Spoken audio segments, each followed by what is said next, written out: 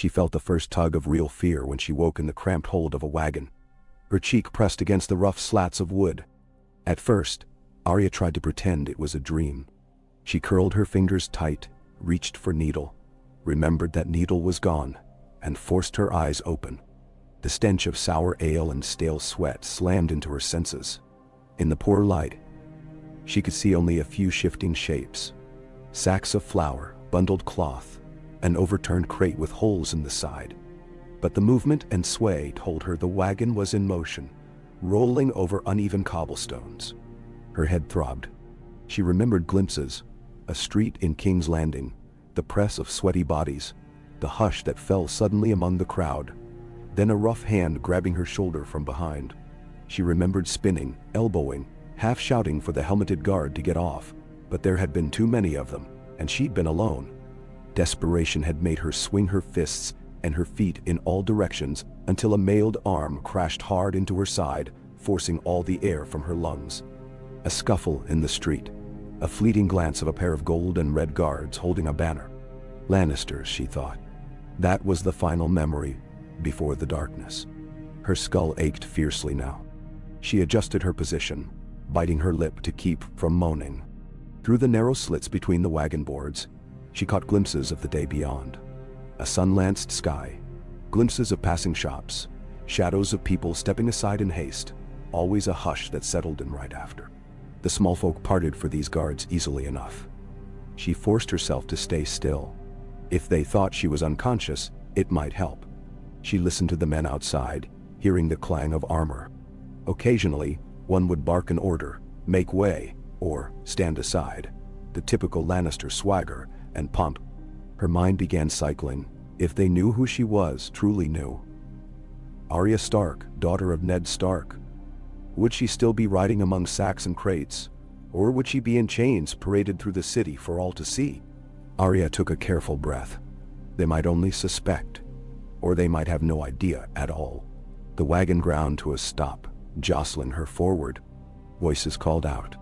She heard the crunch of boots on stone, more curt commands, and some distant commotion. Then the wagon lurched again, heading into a darker space as the light through the cracks of the boards waned. Courtyard, perhaps. She imagined big gates, looming walls, the Red Keep swirling in the corner of her memory. She pictured the tall spires of the Red Keep with its flickering banners, that cursed place. The wagon finally came to a halt. Men marched. The sideboards creaked. Someone yanked open the back with a rattle of metal. Sunlight, pale and angled, split through the dimness. She scrunched her eyes.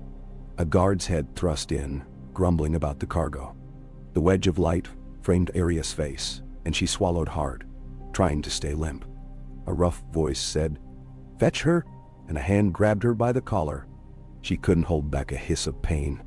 The guard hauled her out with casual brutality, letting her limbs scrape the wagon's edge. When she landed on the cobblestone courtyard, her foot twisted beneath her. She barely caught her balance by bracing on one knee. That was when she realized her hands were tied behind her back. The rope bit into her wrists.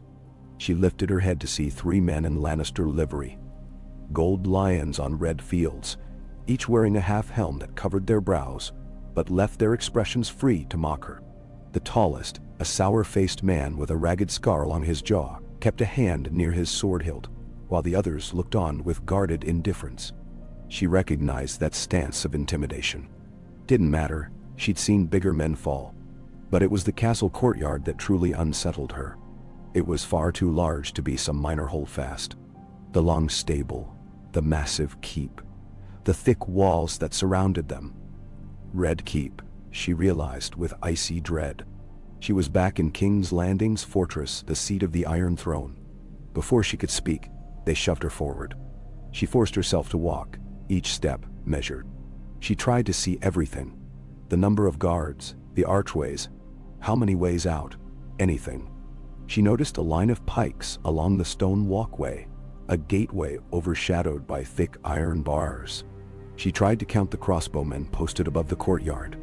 She saw at least 4 on the ramparts, maybe more behind the Merlins. She gritted her teeth. She had to be brave. She would be a mouse until she was a wolf.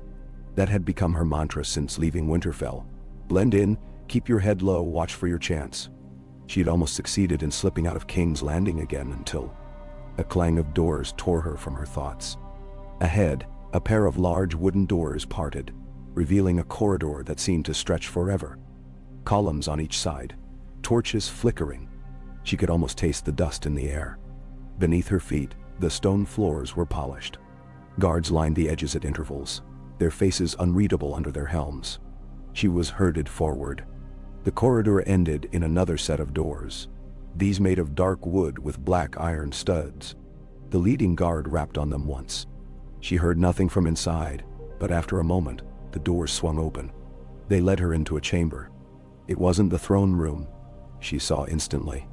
It was smaller, though still grand, with a tall ceiling and slender windows set high in the walls. A single rug, dyed deep red, ran from the doors to a dais at the far side. On the dais stood a table, and behind it, a high-backed chair carved with lion motifs. She let out a quiet exhale. Whoever would meet her here was important enough to command the castle's lesser halls. A figure was already seated behind the table. At first glance, all Arya saw was the glint of blonde hair, an elegant posture, slender shoulders draped in a gown of fine black cloth. Her heart kicked in her chest. This must be Cersei Lannister. The woman lifted her face as Arya was shoved forward, chin high, gaze sharp. Yes, it was Cersei. Her eyes narrowed with studied curiosity as she took in the scrawny child in front of her. Arya, chin jutting, refused to lower her head. She wouldn't play the meek.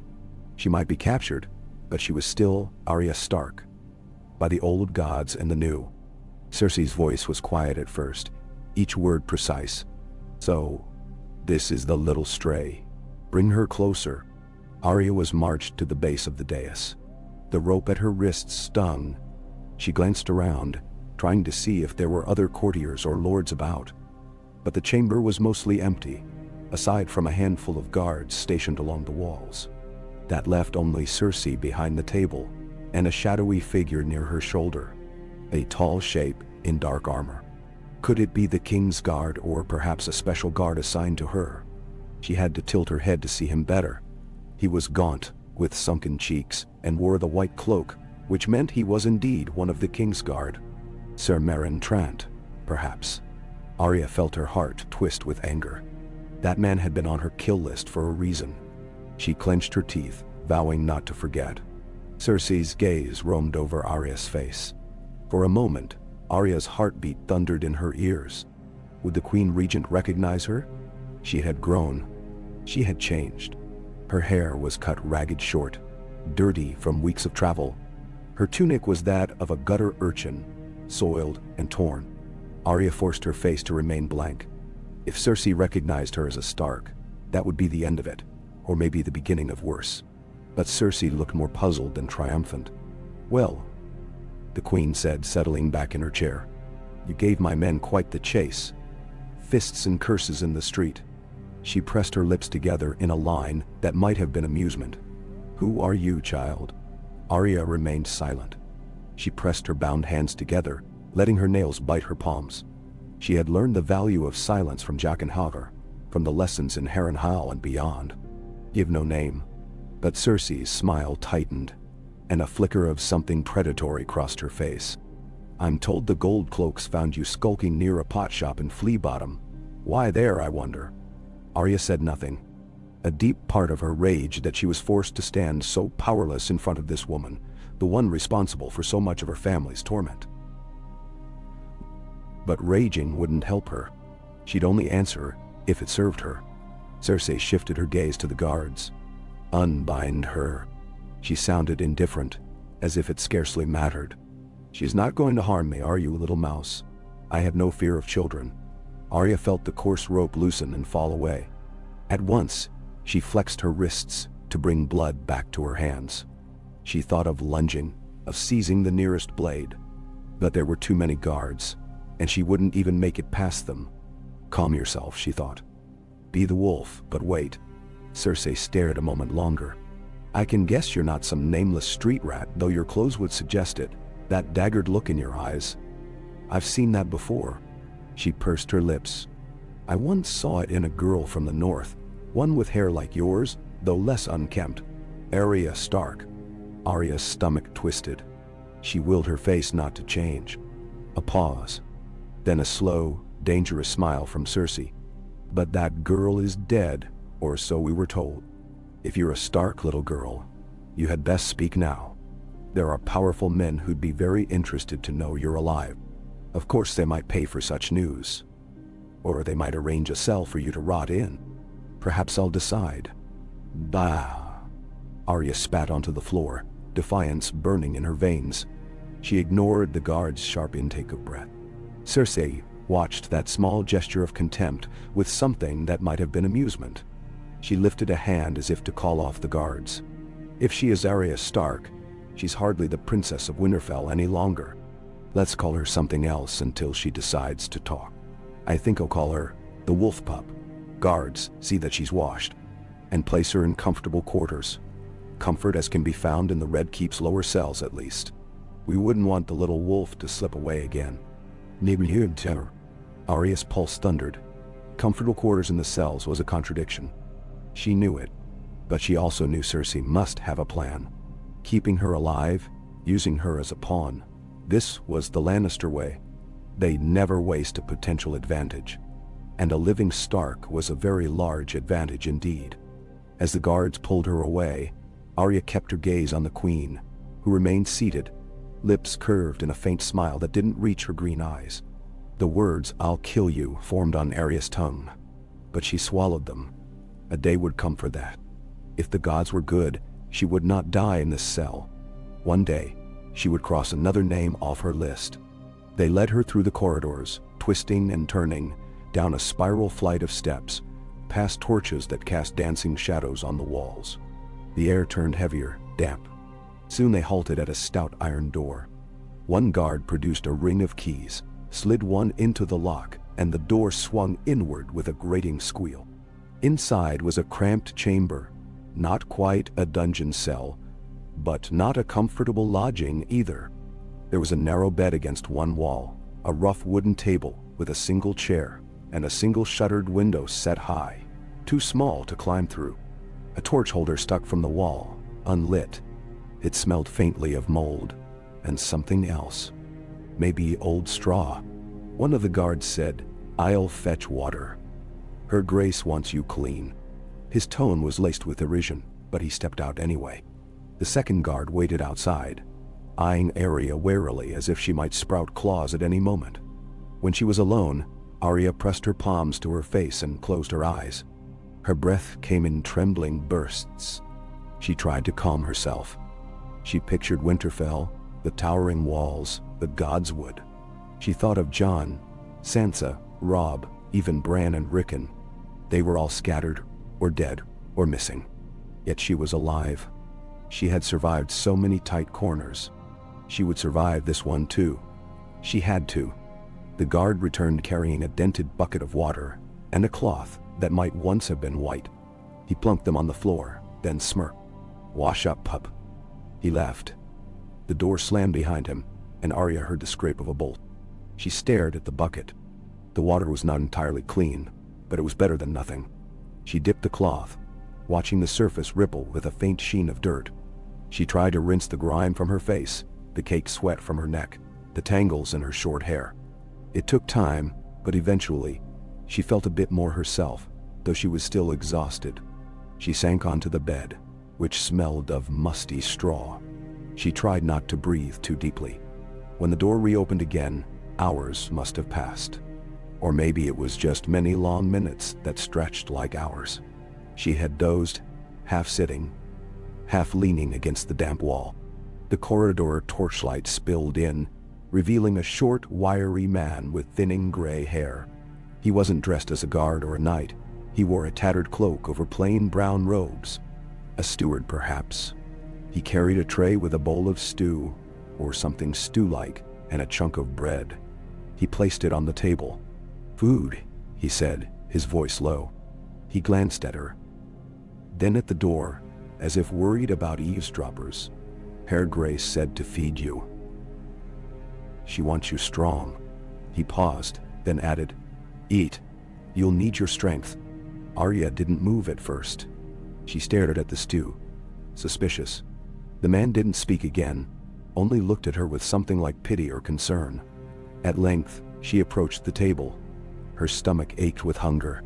She picked up the wooden spoon and sipped. The stew was bland, watery, but she forced it down.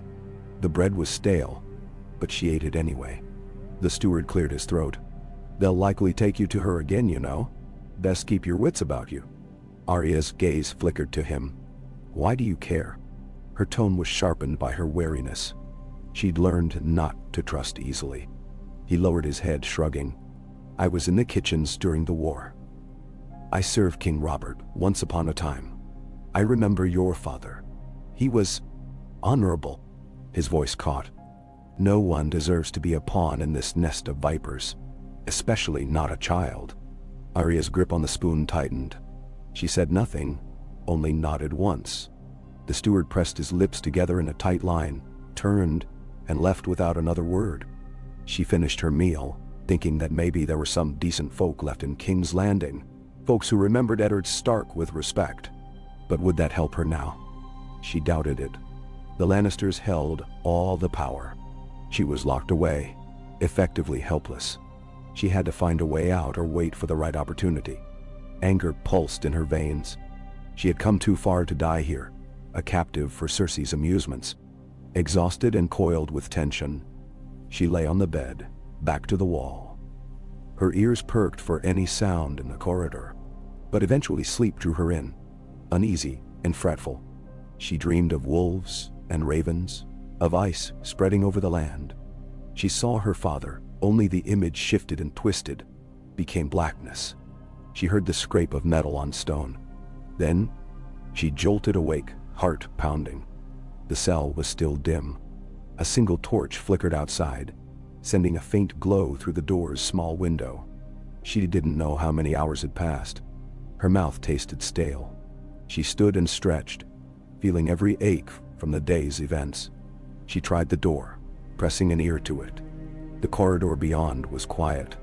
Eventually, footsteps approached. 2 sets, judging by the echo. She braced herself. The door opened, and the same pair of Lannister guards from earlier stepped inside.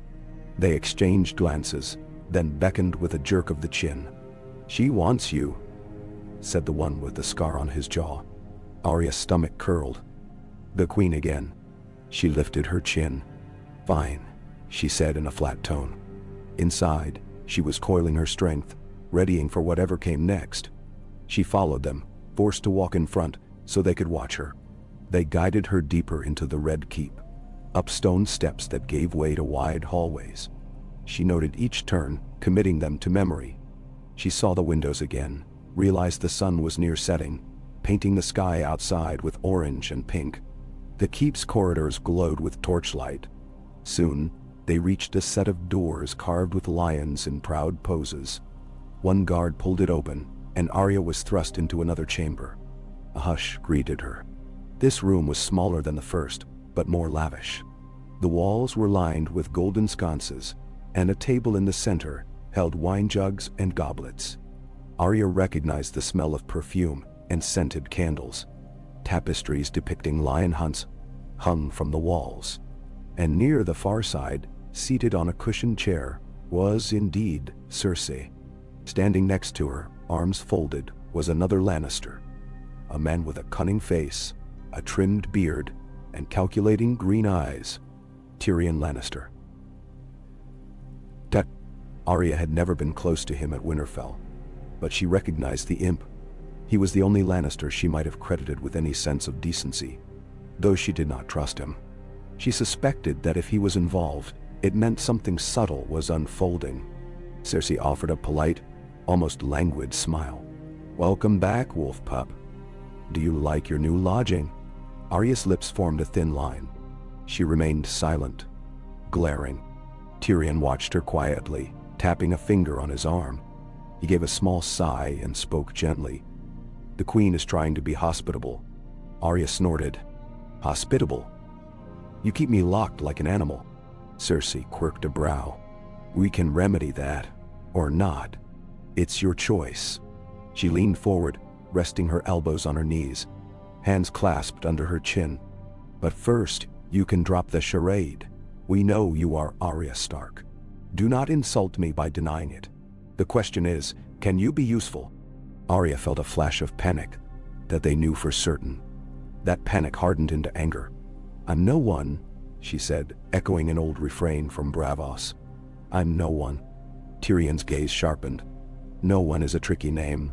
But you see, we have word from the north. Rumors. Call. Some claim the youngest Stark girl still lives. And here you are, very like her. If you truly are no one, then you have no value. If you're Arya Stark, you might have quite a bit." He let that hang in the air. Arya clenched her jaw. "Value," she spat. "I'm not a coin to be spent." Cersei's grin was fleeting. "Perhaps not. But in this game, everyone is a piece on the board." She stood, smoothing her skirts. "There are negotiations to be had. The North is in chaos, from what our ravens tell us. House Bolton claims dominion over Winterfell, yet rumors swirl about Jon Snow, the bastard of Winterfell, declared king in the North by some. And your brother, or cousin, or whatever he is to you, might use your existence to rally the lords. More confusion for our enemies if we wish it. Best to now." The mention of Jon brought a sharp ache to Arya's heart. But she kept her face stony. She would not betray how deeply she cared. Tyrion cleared his throat. "The Queen is being frank with you. She could easily have you killed. But it serves her better, for now, to keep you alive, if you cooperate. If you do not, well..." He shrugged. "King's Landing has many dark corners." Arya's mind raced. She wanted to curse them both, to spit in their faces. But she also had to think. Survive, that was the key. Once she was free, she'd plan her revenge. Cersei walked slowly around her, a hand trailing across the back of Arya's chair. "We have other ways of extracting cooperation, but let's see if you can be reasoned with. If you behave, we can give you some freedom. You need not rot in that cell. You can have a small set of rooms, guarded of course. A bath, decent food, a fresh set of clothes that actually fits you. What child wouldn't prefer that to living on watery stew in the dark?" It was an offer, coated in honey and threat. Arya inhaled deeply, hating that part of her wanted a bath, wanted a real bed. Cersei's tone softened, though Arya didn't trust it for an instant. "I have children, you know. You're not so different in age from my Myrcella when she left." "Poor Myrcella." The Queen's voice caught, and something flickered in her eyes. "Pain, maybe. It's a dangerous world for children of noble birth. But you can be kept safe if you do as I say." She paused. "All I require is your loyalty." Arya almost choked. "My loyalty? I'll never swear loyalty to you." Tyrion sighed. "Consider your words carefully." "My father was loyal to Robert," Arya hissed. "And that ended with his head on a spike." Cersei's face tightened. "Ned Stark was a traitor." Arya's rage sparked hot. She nearly lunged from her chair, but Tyrion's hand came up. Whether to stop her or calm her, she couldn't tell. The guards behind them tensed. "He was no traitor," Arya managed to say through clenched teeth. "He was an honest man." Cersei waved a dismissive hand. "We need not debate the past. The point is, that's over. You are here now. You can be wise, or you can be foolish. As the imp said, choose carefully." "Miss." A stretch of silence followed. Arya's breath came shallowly. Part of her wanted to defiantly refuse, to force them to kill her. But that would achieve nothing. She remembered her father's last look at her. The sorrow in his eyes before everything fell apart. He would want her to live, to be cunning if that's what it took. Finally, she murmured, "And if I appear loyal, what do you want from me? What can I possibly do for you?" Cersei's red lips curled in satisfaction. "Oh, you'll find out soon enough. For now, just be docile. I'll have you moved to better rooms. You'll be watched, of course. If you try to escape, well..." She left the threat unspoken. "In time, I may even let you wander the Red Keep on certain errands. Prove you can be trusted." Arya doubted Cersei would ever truly trust her. But if that illusion gained Arya more freedom, perhaps she could find a chance to slip away for good. She said nothing, only offered the barest nod. She felt like she was swallowing broken glass. The Lannisters had murdered her father, destroyed her family, and she was forced to pretend submission. But a direwolf hidden in a sheepskin was still a wolf. She held on to that. Excellent, Cersei purred, motioning to the guards. Take her to the tower room, the small suite at the eastern side. Post 2 men outside. Let her have a bath and fresh clothes. Send for a septa to see that the girl is taught manners if she's lacking them. She's a high-born lady after all, or she once was. The guards nodded.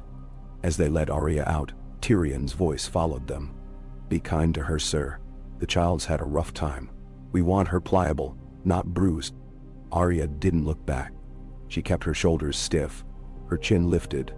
If they thought she'd be pliable, let them think so. She had other plans. They walked the halls again, but this time they passed more opulent surroundings. Wide windows overlooking the bay, pillars carved with lion heads, golden candelabras, Lannister glory on full display. She hated every inch of it. She hated how the guards gazed at her like she was some novelty, but she kept her expression blank. She would bide her time. At last, they arrived at a tall, narrow tower. They climbed a curved stair until they stopped before a thick oaken door. One guard unlocked it and stepped aside. In you go, pup. She walked in. The space was small but leagues better than the cell. A proper bed with layered blankets, a wooden chest, a table with a chair, and narrow windows that let in the failing sunlight. A copper tub sat in one corner, half filled with steaming water. 2 servant girls hovered near it, eyes lowered, likely waiting to help with the bath. Arya's face burned. She was used to bathing herself, though, by now. She rarely had the luxury of warm water. But the guards were already standing at the threshold. You have an hour to bathe, the taller guard said, his voice harsh. Then the septa will come with clothes. Don't get any foolish ideas about escaping. We're right outside, and it's a very long drop from those windows. Arya glared at him. I have no interest in dying. That much was true. She needed to live if she ever hoped to avenge her father. The guard let out a short snort and shut the door. She heard the bolt slide. She was locked in once more, but at least it was a room with a bed and a tub. The servant girls moved quietly. One was older, with graying hair beneath her linen cap. The other was no older than Arya herself, perhaps 15. They curtsied hesitantly. The older one spoke. Hey matey, shall we help you wash? Arya swallowed. She wanted no help. She was used to doing things herself. But maybe it'd be suspicious if she refused. She stripped off her ragged tunic and breeches and stepped into the tub, sinking into the hot water. The heat made her sigh despite herself. The older woman took a bar of soap and gently scrubbed the dirt from Arya's back, while the younger girl poured warm water over Arya's hair, combing out the tangles with surprising gentleness. The steam rose around them. Arya's mind whirled. She wondered if these servants were truly loyal to Cersei, or if they were just frightened commoners trying to survive. She didn't speak. She just let them wash the grime away, as she planned her next move. She wanted to ask them about the castle's layout, the guard rotations, but that might be too direct. She didn't trust them not to report her questions. When they finished, the older woman handed her a linen towel. Arya dried herself, noticing bruises along her ribs and arms from the capture. Her feet were calloused and sore. She looked so small in the mirror, which was set in a polished steel frame on the table. Her short hair was now as clean as it had been in many moons, revealing some faint natural waves. She looked a bit older than she had when she first fled King's Landing, but still very much a girl. She felt older than that, inside. A soft knock on the door signaled the septa's arrival. The servant girl scurried to open it. A woman in drab gray robes stepped inside, carrying folded clothes. Simple garments, but finer than the rags Arya had worn. The septa's eyes flicked over Arya, as though assessing a pupil. You must be Arya. She didn't wait for Arya to confirm or deny. I've been told you need to brush up on courtesies. Arya's lip curled. She remembered the septa she had back in Winterfell. How Sansa would always do things perfectly, while Arya fidgeted in needlework. But that was a lifetime ago. Now, the idea of learning courtesy to amuse Cersei Lannister felt like a slap. She reached for the garments with forced calm. They were a plain tunic and leggings of muted gray. At least they weren't the frilly dresses Sansa had once favored. She pulled them on quickly. The septa cleared her throat. "You'll be expected to greet her grace properly next time." Head bowed, a small curtsy. "When you address her, you say, 'Your Grace.' That is the custom." Arya tried not to laugh bitterly. "I know how to curtsy," she said. "I simply don't want to." The septa's eyes flickered with annoyance. "This insolence will not do. I can't imagine the Queen will be pleased. If you want privileges, you must behave like the noble you are." Arya turned away, ignoring the woman. She stared out the narrow window, watching the last hues of the sunset slip behind the city's rooftops. Lights flickered across King's Landing, torches and lanterns.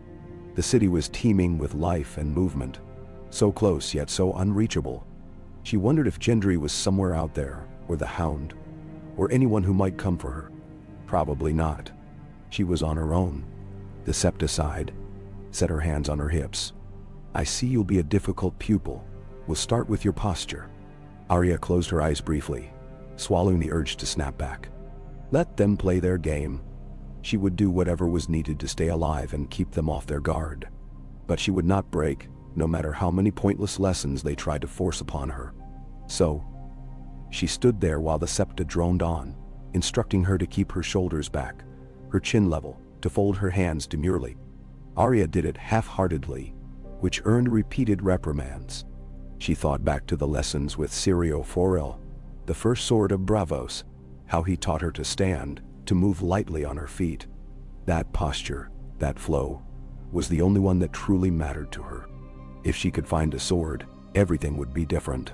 Time stretched on. Eventually, the septa left with a final warning about manners. The servants busied themselves tidying up, gathering the soiled water in the bucket, and departing. The door closed behind them with that same ominous thud of a bolt. Arya sank onto the bed. The exhaustion returned. The bath had relaxed her muscles, but also reminded her of how tired she was. She resisted the call of sleep a moment longer, scanning the room for anything that might be used as a weapon. She saw nothing but a wooden stool, the bed frame, a table. Not ideal. At length, she lay down. Her limbs felt heavy. The day had been the longest in memory. Captured, dragged before Cersei, threatened, bathed and scolded by a septa. Her mind reeled, but eventually weariness overcame her. She drifted off. In her dreams, she was running through the corridors of the Red Keep, footsteps echoing behind her. She had a needle in her hand, but it was made of glass. When she tried to strike at a faceless guard, the blade shattered. Then she saw her father at the far end of the corridor, calling her name, beckoning her. She ran faster, heart pounding, tears on her cheeks. Just as she reached him, he vanished, and she was left facing the Iron Throne. Cersei sat upon it, wearing a crown of gold and rubies. Her eyes flashed with triumph as she pointed down at Arya, sentencing her to who knew what. Arya's legs felt rooted to the floor. She couldn't move. She woke in a panicked sweat, chest heaving. The sky outside was deep black. She heard voices in the corridor, low conversation among the guards changing shift. She forced herself to calm down, slowed her breathing. She was awake now, heart hammering. She pressed her eyes shut, determined to catch more sleep. But the memory of that dream, her father disappearing, the shattered needle, lingered like a cold stone in her stomach. Morning dawned gray and rainy. A watery light drifted through the narrow windows. Soon after, a servant knocked and entered with a tray of bread, cheese, and watered wine. Arya ate without appetite. Another day in captivity, she thought. Would it be more lessons in courtesy? More threats from the Queen? She pictured stabbing a table knife into Cersei's palm. That image gave her a brief, fierce satisfaction. She spent the morning perched by the window, the sound of rain drumming on the slate roofs below. She caught a glimpse of the courtyard, where a handful of soldiers huddled under an overhang, complaining about the weather. She studied the tower's layout again. It was a long drop from the windows, so that was no route. The door was guarded. She had no illusions about her chances. if she tried to fight her way out barehanded. Eventually, the door opened, and the Septa returned, determined to drill Arya on more highborn manners. That routine continued for days, or perhaps weeks. Time blurred. Arya lost track. She was permitted short walks in the corridor, escorted by 2 guards at all times. She was brought to a small solar once to read from some battered old Septon's text, as the Septa insisted on reminding her of the faith's virtues. It was stifling. If not for the flicker of hope that she might catch some detail about the keep's layout, she would have raged against it. During that period, she saw Tyrion once more. He came to her tower room, flanked by guards, a thoughtful expression on his face. He asked how she was faring, inquired if the accommodations were acceptable. She gave him curt answers, trying to glean his intent. He didn't reveal much, only mentioned that the Queen's plans for you are still evolving. Then he left. A few nights later, she was summoned to Cersei again. This time, she found the Queen in a smaller reception chamber, sipping wine by the window. The rain had stopped, leaving the air heavy. Cersei waved Arya inside and dismissed the guards to stand outside the door. She gestured for Arya to sit on a cushioned bench opposite her. Arya did so stiffly. "I trust you've grown accustomed to your new living quarters," Cersei said, swirling her wine. "No attempts to escape. I'm grateful for your cooperation." Arya shrugged. "I can't very well jump from a tower." Cersei's lips curved. "No. You break that pretty neck of yours, then what would be the point?" She set her wine aside. "I've been thinking about your future, wolf pup. You see, the realm is in need of alliances. If I can show that the crown holds a surviving Stark child in care, it might bring the Northern Lords to heel, or it might incite them to rebellion. It's a delicate balance." "Number now." Arya said nothing. She thought of how the Northern Lords despised the Lannisters for what they'd done, how they'd never bend willingly. But fear is a powerful tool. She knew that. Cersei continued. "We could send word to your half-brother, Jon Snow... See if he's truly declared himself king in the north. Offer to exchange you for, perhaps something we need. Troops... or a promise of neutrality. The details can be hammered out." She watched Arya's face. "How do you think your brother would respond to such a proposal?" Arya's mouth went dry. She wanted to say, "Jon will burn this city to the ground to get me back." But she didn't know if that was true. She also didn't want to give away anything. She forced a sneer. "My brother will never negotiate with those who killed our father." Cersei's expression cooled. "He might for you." Arya's chest felt tight. She despised the idea of being used as a bargaining chip. But maybe that would be her best chance. They tried to exchange her. Perhaps somewhere on the road, she could slip away. Or if she was handed over, she might see Jon again. A spark of hope glowed inside her. Then she reminded herself that plans rarely unfold so smoothly. Cersei regarded her a moment longer. "We shall see. In the meantime, you will continue to behave. Let the Septa instruct you. Learn your courtesies. I won't have a rude little savage embarrassing me if I decide to present you at court." Arya's jaw clenched so hard it ached.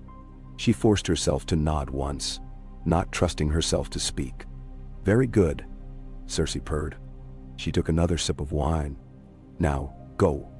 The guards will escort you back." And so it went. Days blurred into a pattern of instruction, meager freedoms, and occasional summons. She was never beaten or starved. Cersei wanted her compliant, not broken. The Queen seemed content to keep Arya caged until some opportune moment. Arya spent her free time pacing the tower room, reciting the names on her kill list under her breath. Though now she had to do it silently, lest the Septa or guards overhear. Cersei, Ilyn Payne, Meryn Trant, the others. She honed her mind, remembering Sirio's words. "There is only one God, and his name is death. And there is only one thing we say to death, not today." At last, after what felt like weeks, there came another shift. One morning, Tyrion himself arrived with a pair of guards at Arya's tower. He knocked softly before entering, which was unusual courtesy from a Lannister. He seemed tired, his face drawn, but he still mustered a small half-smile. "My lady," he said, though it sounded more like an attempt at politeness. He stepped inside, dismissing the guards to wait outside. He looked around her modest quarters. "I hope these accommodations haven't driven you mad yet." Arya crossed her arms. "They're tolerable." She paused, deciding to risk a question. "Why are you here?" Tyrion scratched his chin thoughtfully. "I came to speak plainly. My sister, the Queen, is making plans. I am not entirely convinced these plans are the wisest course." Arya tilted her head, intrigued. "What does that mean?" "It means she's decided it might be time to put you on display, to prove that the Crown shelters a living Stark child. She imagines it might sow discord among the northern rebels, or force Jon Snow's hand." Arya's heart thumped. "What do you want from me?" Tyrion exhaled. "To keep you alive, for one. I harbor no illusions. You hate our house, and with good reason. But I'd rather not see a child slaughtered for a political game. My sister can be unpredictable. If her plans shift and you no longer serve a purpose, your position grows precarious." Arya studied him. "Why do you care?" He pursed his lips.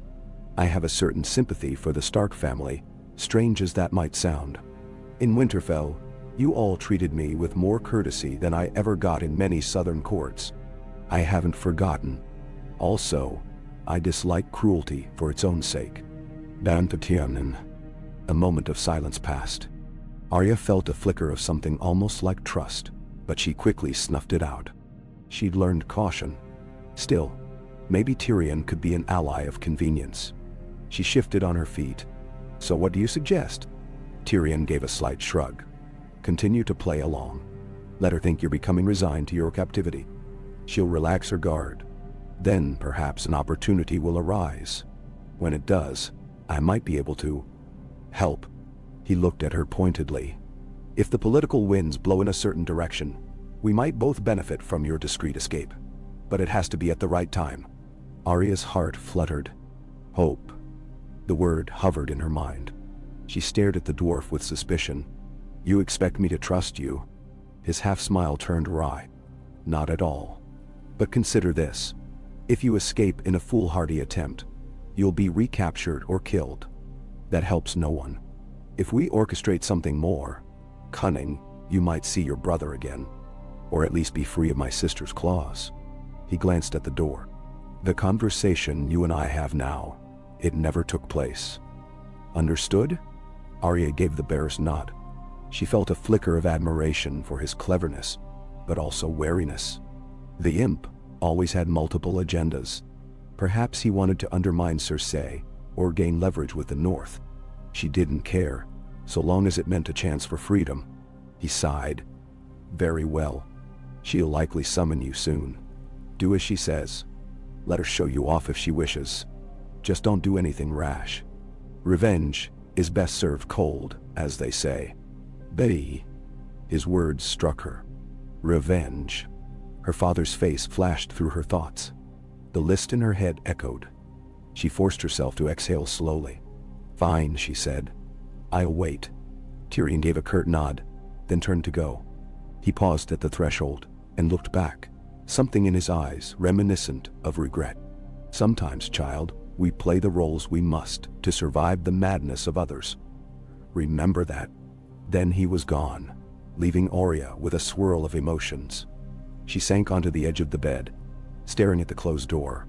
She had an uneasy alliance with the imp now, or so it seemed. She didn't know if she could trust him, but any chance at escaping was worth pursuing. She would be patient. She'd keep reciting her list, keep that fire of vengeance alive in her heart. For her father, for Winterfell, for all she'd lost. She would play the docile captive, the wolf pup in a den of lions, biding her time until the moment to strike or to flee presented itself. She clenched her hands in her lap, recalling the words of her old dancing master. "Fear cuts deeper than sword." She would not let her fear cut her down. Not today, or any day. She was Arya Stark, daughter of the North, and though she wore no direwolf sigil, she carried her lineage in her very bones. The Lannisters might lock her in a tower, chain her with courtesy lessons and threats, but they could not extinguish her. She would endure. With that resolution, she rose and went to the window. The rain had started again, light and steady, washing the city's rooftops. She pressed her hand to the cold stone sill. Somewhere beyond these walls, beyond that curtain of rain, lay the north. She closed her eyes, whispered a name from her list. Her fists tightened. One day, she would be free. And when she was, she would remember. She turned from the window and took another careful breath, steeling herself. The wolf in her heart would not lie down and die. She would remain watchful, cunning. The game was just beginning. Hey. She took to memorizing every detail of her tower room, each groove in the floorboards, every swirl of grain in the oaken door. On the nights when she couldn't sleep, she counted the stones in the wall and listened for the whistle of wind through the narrow windows. It was a cage, yes, but not a dungeon cell. She reminded herself of that when frustration coiled through her like a viper. The bed was decent. The meals were steady. She had a tub, a stool, even a small hearth for cold evenings. She had her own clothes, a dull gray tunic and leggings, and the septa had allowed her a small wooden comb. It was a thin illusion of comfort, just enough to keep her from despair. Whenever the septa arrived, she wore a disapproving frown. "Stand straight," she would say, rapping her knuckles on the table for emphasis. "Elbows in, speak only when spoken to." She wanted to refine Arya into some polished ornament. Each day, Arya endured it with forced patience. She let them correct her posture, her diction. She forced her mouth to form the polite phrases. "Your Grace, yes, my lady. No, my lady, if it please you." It tasted bitter, but she swallowed that bitterness for the sake of the larger plan. The memory of Tyrion's brief visit hovered in her mind like the faint glow of a lantern in a tunnel. She had no illusions about his motives. He was a Lannister. But there was a careful intelligence in his eyes, a recognition that Arya's captivity could be used in ways that might undermine Cersei. Perhaps that alone made him an unlikely ally. The days dragged, however, and he gave no further sign of plot. Her routine became a dull rotation: mornings with the Septus lessons, midday meal under guard supervision, an hour or two pacing the tower or reading from dusty scrolls the Septa provided. Always moral tales of the faith or genealogies of noble houses. Some afternoons she was led through the Red Keep's corridors for fresh air in a small walled garden. That became her single joy. The garden, though small, held an arrangement of hedges and a few twisted lemon trees that had survived the southern sun. Ivy crawled along the stone walls. She would walk among them, eyes drifting over pale blossoms, inhaling the scent of earth. 2 guards always flanked her. A third lingered at the gate, but the open sky overhead felt like a gift, even with the weight of captivity pressing down. She often looked for ravens, wondering if any might carry news to the north, or if some far-flung crow might deliver a secret message. Her imagination ran wild. She always came back to the tower. One afternoon, as she walked in that little garden with the guards at her heels, she heard a familiar voice drift over the wall. She froze mid-step. Across a hedge, beyond the next archway, she recognized the clipped, testy tones of Meryn Trant. That name had lived in her prayers for vengeance. She pressed her back to the hedge, heart hammering. The guard behind her barked, "Keep moving." But she tilted her head, straining to listen. "The Queen demands more watch on the outer gates," Trant was saying, presumably to another guard. "We can't have small folk wandering in and out unchallenged." "Understood, sir," came the other voice. "But the gold cloaks have been stretched thin. The riots in Flea Bottom. I don't care. Pull men from the gates if you must. The Queen wants them scoured." Arya swallowed. Meryn Trant, the man who had struck Sansa. The man who'd been complicit in so many of the Lannisters' crimes. She pictured driving needle through his throat, though now she had no sword at all. She clenched her hands into fists. A guard's shoulder nudged her roughly. "Move, girl." She forced herself to keep walking. Her breathing felt tight with rage. But the fleeting moment of hearing that man's voice also triggered a realization. The Red Keep was swarming with foes. She might once have tried to slip away with cunning, but this was no child's scramble. If Meryn Trant himself was patrolling the grounds, it meant that all the doors were carefully watched. She needed a plan. She needed an ally. Tyrion was her only possibility, but how long must she wait? Days later, the summons came. A pair of guards knocked at her tower door, stepping in with their usual arrogance. "The Queen has requested your presence," said the first, a burly man with a half-helm. He tossed a folded garment onto the bed. "Wear that." Arya picked it up, frowning. It was a gown, modest but made of soft brown wool, with delicate embroidery around the collar. Her lips curled. She hated dresses. She hated how they reminded her of all the needlework lessons she despised. But the guard's stare warned her that she had no choice. The door closed. She yanked off her tunic, wrestling into the gown. It felt scratchy. The color reminded her of tree bark. She tried to pull her hair back, but it was still too short to fashion any sort of neat style, so she simply smoothed it behind her ears. She caught her reflection in the polished metal mirror. The brown gown made her look older, perhaps, but she still had that fierce glint in her eyes. They couldn't tame that. She drew her spine straight. She would never be docile. When she opened the door, the guards escorted her through twisting corridors toward one of the Red Keep's smaller throne rooms. Less grand than the Iron Throne's hall, but still imposing. Tall windows glowed with mid-morning light, and a plush carpet stretched across the polished floor. Torches sat unlit in sconces along the walls, for the day was bright enough. At the far side of the room, a raised dais held a carved chair draped in red velvet. In it sat Cersei Lannister, wearing a gown of emerald silk. Gold earrings glimmered at her ears. Her hair, pulled into an elegant knot, gleamed like hammered metal. She was a picture of regal composure. Near her stood Sir Meryn Trant, leaning on his sword hilt with a perpetual scowl. 3 more Lannister guards flanked the dais, and to Cersei's left, Tyrion paced, hands clasped behind his back, eyes flicking with guarded curiosity as Arya entered. A few minor courtiers stood about as well, watchers in fine attire, whispering among themselves. Arya felt their gaze settle on her, the way vultures watch a wounded prey. She swallowed, determined not to show fear. Cersei gave a gracious little smile, lifting a hand adorned with rings. "Come closer, dear child." Arya hesitated, then stepped forward until she was only a few feet from the dais. She could smell the faint perfume that always clung to Cersei, some floral fragrance laced with a sharper undertone. "Your Grace," Arya said, remembering the Septa's instructions. She dipped her head. Not a full curtsy, but enough to avoid immediate scolding. Cersei's lips curved, satisfied. "How presentable you look today. I trust the Septa has been diligent with your lessons in courtesy." Arya forced a small nod, her gaze lowered. She could feel Meryn Trant's scrutiny like a brand on her skin. She heard the rustle of court ladies shifting their stances. She tried not to look around, but she caught glimpses of embroidered gowns, glossy locks, jeweled fingers. This was a small, carefully curated audience. Why had Cersei gathered them? The queen rose from her chair, stepping down from the dais. She circled Arya slowly, like a cat might circle a cornered mouse.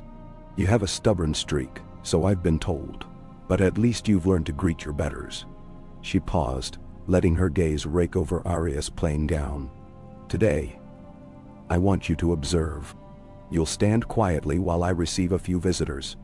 Some lords and ladies who need to see the girl from the north. You will remain silent unless I instruct you to speak. Understood?" "And now?" Arya nodded again, every muscle tense. She had guessed as much. Cersei intended to parade her like a trophy. The living Stark, a child in Lannister hands, signifying that the lion's claws reached far. Arya's stomach twisted, but she kept her face still. "Let them show me off," she thought. "I'll give them nothing." Cersei motioned to a side area of the hall where a marble bench stood. "Wait there until called. Guards, watch her." "Nevandivawa." Arya trudged across the floor, taking a seat on the cold bench. She folded her hands in her lap, eyes lowered but ears wide open. The 2 guards positioned themselves behind her. A silent reminder that any attempt to run would end quickly. She could feel the chill of their presence, but she'd been caged too long to let it rattle her composure. Cersei resumed her seat on the dais. Tyrion stood near her, exchanging a few murmured words. Arya couldn't quite catch them, but she noted the tension in the queen's expression. Whatever they discussed, Cersei didn't appear too pleased.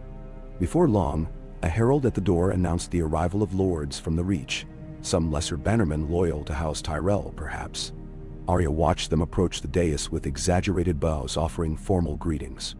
They wore green and gold doublets, adorned with fresh-cut roses to symbolize their loyalty. Their polished courtesies rang false to Arya, who heard her father's voice in memory. In King's Landing, words are wind. Watch what lies beneath. Cersei motioned for them to speak. One, a tall, thin man with a beakish nose, thanked the queen for her patronage, presenting small gifts from the bountiful harvest of the Reach. Another, a barrel-chested fellow, requested that his nephew be considered for a position in the royal guard, extolling the boy's virtues. Arya noticed how Cersei's replies dripped with politeness, even as her eyes were cold. She was playing the game, no doubt planning how best to use or discard these men. Then, in the lull, the tall lord ventured. "Your Grace, I've heard curious rumors from the north. Some speak of a direwolf leading armies. Others say Ned Stark's children yet roam free. Imagine my surprise, then, to learn that you hold a Stark girl in your care." He glanced hesitantly around, not sure if this was taboo to mention. Cersei's lips curled. "Yes, we have a guest from the north. Unfortunately, she is an orphan. We're providing her with the upbringing befitting her heritage. We owe it to Eddard Stark's memory to at least see that his child is guided by a queen's hand. Don't you agree?" Arya bristled. She nearly spat a retort. Guided by a queen's hand? She could taste bile at the back of her throat. But she kept her eyes down, focusing on a small crack in the floor, swallowing the fury that burned in her chest. A mere flicker of movement caught her attention, and she shifted her gaze slightly to see Tyrion watching her from across the room. His expression betrayed nothing, yet she sensed a flicker of understanding. He knew how these words must grate on her. The lord in the green doublet made a grave face. "Indeed, your grace, indeed. We thank you for your mercy." Cersei nodded. "Oh, so magnanimous. You'll be able to see how docile she is. Wolf pup," she called, turning her head toward Arya. "Come forward." Arya's heart kicked in her chest. She rose from the bench, ignoring the guard's guiding hand on her elbow, and approached the dais. Cersei gestured for her to stand to one side, in plain view of the assembled men. She felt her cheeks heat under their scrutiny. Some looked curious, others uneasy. A few showed a glimmer of pity, or perhaps feigned pity. Cersei addressed them with a lazy wave. "Yes, here she is. Arya of House Stark." She paused for effect. "Though we call her our wolf pup, we hope to turn her into a proper lady in time." Mrs. Ganalor. Arya clenched her fists at her sides, hidden by the folds of the gown. She forced herself to keep her gaze lowered. She said nothing, though her tongue itched with retorts. She would not give them the satisfaction of an outburst. The tall lord leaned closer, examining her as if she were an exotic creature. "This is remarkable," he said, placing a hand over his heart. "Your Grace, to foster such a child must be a burden, yet you do it out of the goodness of your heart." "I'm sure she's grateful," Cersei replied smoothly, though her gaze flicked to Arya, daring her to contradict. Arya's lips tightened, but she murmured, Yes, my lady. I am grateful." The words nearly strangled her. The tall lord smiled, obviously pleased. The other courtiers nodded or whispered among themselves. Across the room, Tyrion's face twitched, almost imperceptibly. Arya thought she saw a hint of distaste in his eyes, like a man forced to watch a puppet show he despised. When the lords were dismissed, Arya wondered if she too would be allowed to return to her tower. But no, more visitors arrived. A pair of minor lords from the Crownlands, a lady in violet silks who gushed about her jewelry, a foreign envoy with a gold collar who presented Cersei with a gift of scented oils. Each time, Cersei flaunted Arya's presence, dropping casual hints that this child was under the crown's benevolent protection. Sometimes she made Arya stand in a corner, silent and still. A demonstration piece. Sometimes she beckoned her close, forcing her to show a meek bow, or speak a rehearsed phrase. Arya felt her cheeks burn with humiliation, though she schooled her features into neutrality. She conjured Forel's voice in her mind, urging her to move lightly, to remain water, to wait. She reminded herself that one day she'd have the chance to settle these scores. The parade went on for hours, or so it seemed. At last, Cersei dismissed the final supplicants. The guards led Arya back to the bench. She sat, letting her tired legs rest. She felt drained, anger swirling in her stomach. The queen conferred with Tyrion and Ser Meryn in lowered tones. Arya caught only snatches. Something about a feast, the question of how best to display our guest, and other intrigues that made little sense. She forced herself to keep her eyes from lingering too long, not wanting to arouse suspicion. But she listened intently, storing away every fragment of information she could glean. Finally, Cersei rose, a rustle of skirts, and dismissed all but Tyrion. Ser Meryn stepped away, passing Arya with a sneer, while the other guards followed him out. The courtiers drifted into the corridors, whispering about the spectacle they had witnessed. Arya remained seated. She wondered if she should stand or leave, but no one had told her to do so. Then Tyrion approached her, hands folded behind his back. Cersei remained by the dais, adjusting her rings, but close enough to overhear any conversation. He gave Arya a perfunctory nod. "Well done, child. You held your tongue." Arya gazed up at him. "Yes, I was commanded," she said, carefully neutral. Cersei descended the steps, trailing a hand along the carved railing. "Indeed. You see, wolf pup, how much easier life is when you comply. Your father's downfall was partly his stubborn refusal to heed good sense." She paused, tilting her head. "But you're not quite so foolish, are you?" Arya felt her pulse hammer at the mention of her father. She struggled to keep her expression impassive, remembering she must not lose her composure now. "No, my lady," she whispered. Cersei's red lips curved. "Good. There may be hope for you yet." She flicked her gaze to Tyrion. "Bring her back to the tower for now. She's had enough excitement today. Tomorrow, I'll consider letting her walk the courtyard. Perhaps it will do her good to see the city from the ramparts." Tyrion nodded. "Yes, dear sister. Come along, girl." With that curt dismissal, Arya rose, bowed her head in Cersei's direction, and followed Tyrion out into the hallway. 2 Lannister guards accompanied them at a short distance. They walked in silence for a time, echoing footsteps through the labyrinth of corridors. The day's heat pressed in from the high windows. Arya felt sweat prickle at her temples. All the while, Tyrion kept a measured pace. She kept glancing sideways at him, curious if he would speak. His face was unreadable, but she saw a certain tension in the set of his jaw.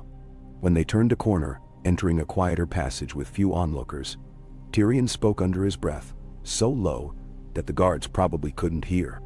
"You did well, but I'm sure it cost you. That is the nature of this game, I'm afraid." Arya kept her voice equally quiet. "Is that all this is? A game to you?" He gave a soft, humorless chuckle. "Oh, you misunderstand. I'd rather not play at all. But in King's Landing, there is no escaping the board. I'd advise you to keep your wits sharpened." "Me?" She narrowed her eyes. "When do I escape?" she asked, nearly soundless. He paused a step, then resumed walking. "I don't know yet," he admitted, equally soft. "I must watch for the right moment. It could be days or weeks. Even then, it will be risky. In the meantime, try to stay alive." They reached the tower stair. The guards ushered Arya up the first winding steps. Tyrion halted at the threshold, glancing at her. She saw a flicker of regret or pity in his eyes. She couldn't name it. He gave a small nod and turned away, leaving her to climb the rest of the spiral under the guard's watch. At the top, they opened the oaken door to her chamber. She stepped inside, and it closed behind her with the scrape of a bolt. She stood still, listening to the receding footsteps. Then she let out a breath she hadn't realized she was holding. She peeled off the hated brown gown, throwing it onto the bed, and pulled on her simpler clothes. She felt a desperate need to move, to do something. But the tower room offered few options. Her eyes fell on the stool in the corner. She carried it to the window, pushing it underneath so she could stand on it and peer out more easily. From there, she could see a segment of the courtyard below and a slice of the city's rooftops beyond the Red Keep's walls. The city was restless in the late afternoon haze. Tiny figures moved through winding streets, carts trundled along, and beyond, she saw the glimmer of the Blackwater Bay. She tried to imagine leaping from the tower, swimming across the sea, anything to be free. A foolish fantasy. She swallowed hard. That night, she slept poorly. She woke in the dark, heart pounding from yet another dream of her father kneeling at the great sept. In that dream, she screamed for him to run, but her voice made no sound, and she could only watch as the sword came down. She pressed her face to her pillow, biting back tears. She focused on her breathing, recalling the mantras she'd learned in Bravos.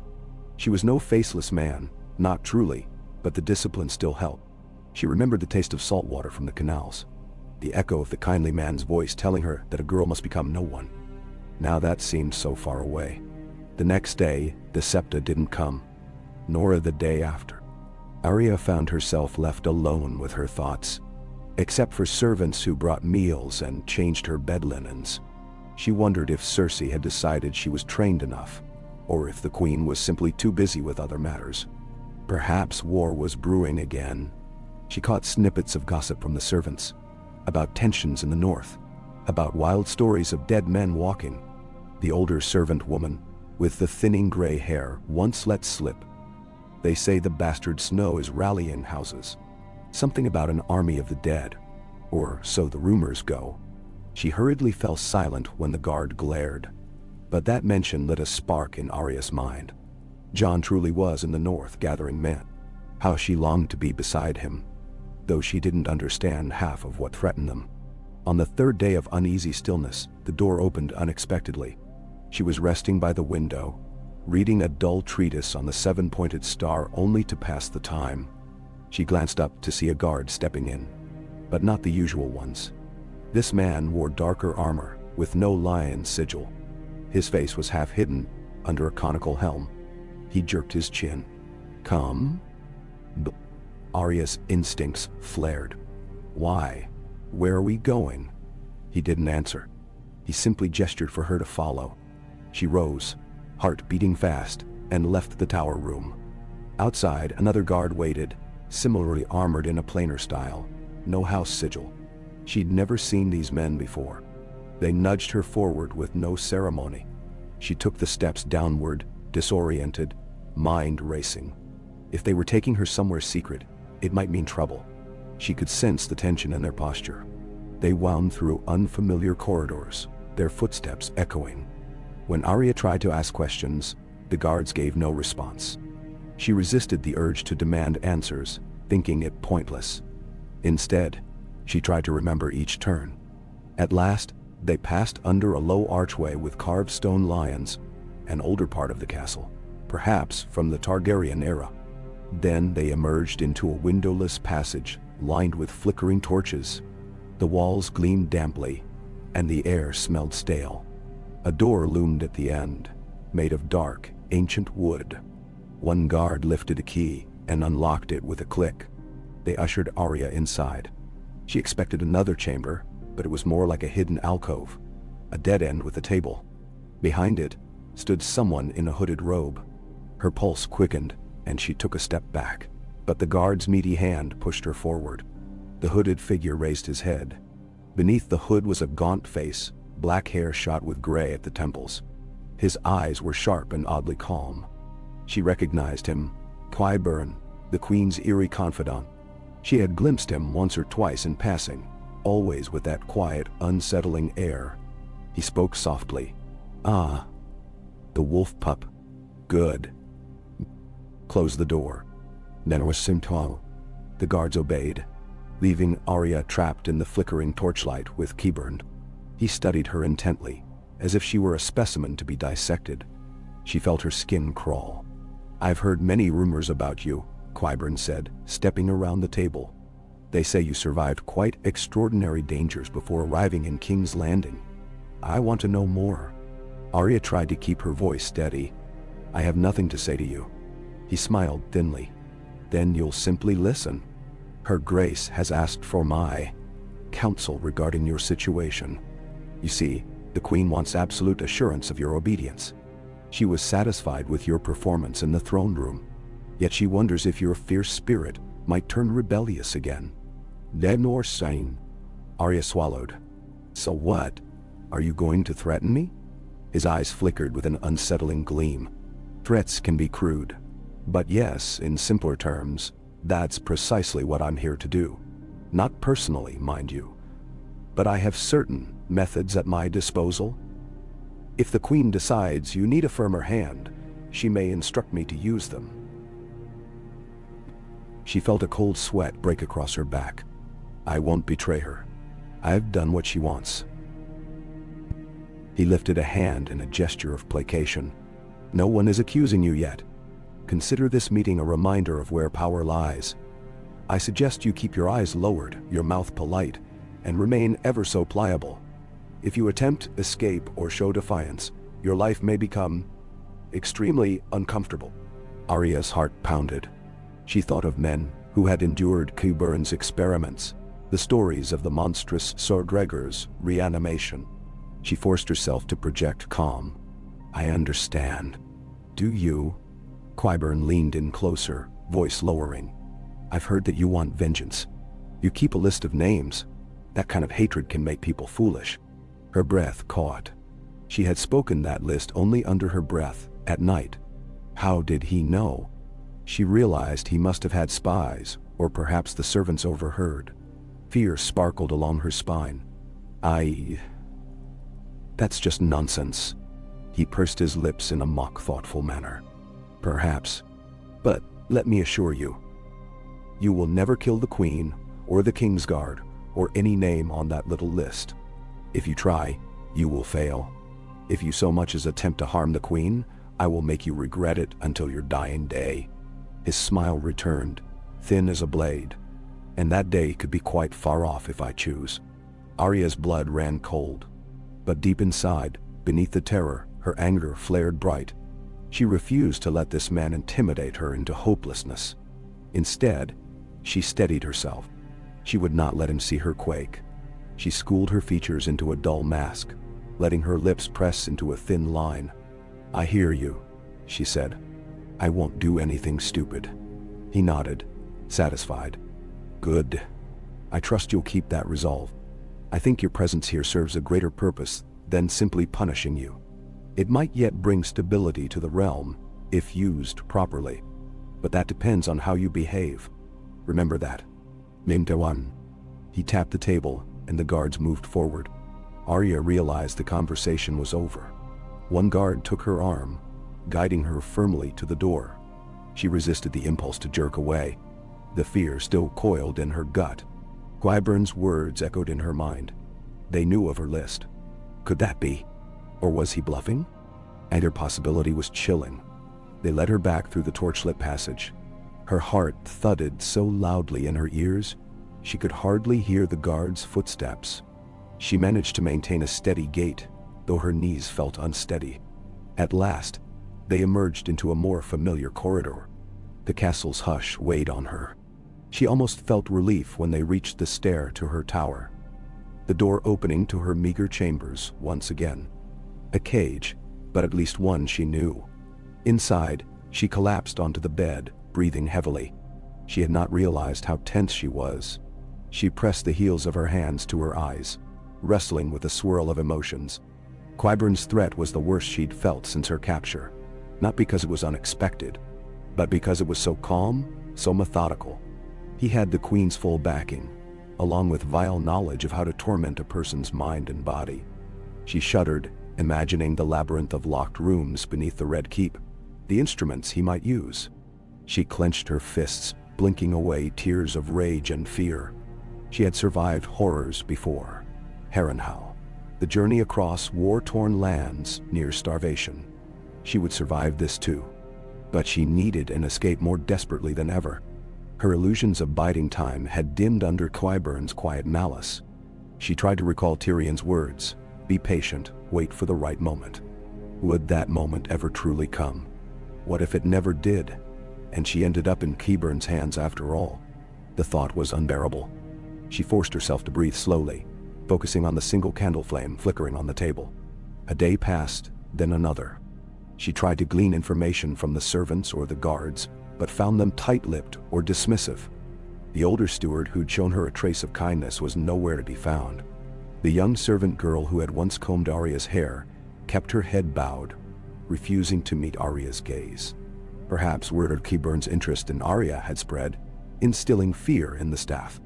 Or maybe the queen had commanded silence. Either way, Arya felt more isolated than ever. At last, one late afternoon, she heard a familiar voice outside her door. Tyrion's. He was speaking to a guard, telling him to wait while he spoke with the girl. The bolt slid back, and Tyrion stepped in, hands clasped in front of him. He looked weary, dark circles under his eyes. Still, he managed a small nod in greeting. "How is our wolf pup faring?" he asked somewhat softly. She folded her arms. "You know exactly how. I'm locked away. Qyburn threatened me. Cersei uses me as a showpiece. I'd be better off anywhere else." He sighed. "I know. Believe me, I'm not deaf to your plight. I came to say, I think the opportunity we've been waiting for might come soon. The Queen plans to hold a feast in the Great Hall, an event for visiting envoys. She means to display you again, in front of more powerful lords, some from Dorne, possibly others from the north who've come to treat with us. It's a risky move on her part, but she wants to maintain the pretense of generosity, to show she hasn't simply thrown you in the dungeon." Arya's eyes narrowed. "How does that help me?" Tyrion glanced toward the window, then back at her. He lowered his voice. "Some of these envoys might not be as loyal to the crown as my sister imagines. One in particular has reason to despise her. If we can orchestrate a small distraction, you might slip away during the chaos. Of course, it will only work if the chaos is large enough, and if you're cunning enough." Her pulse quickened. "What sort of chaos?"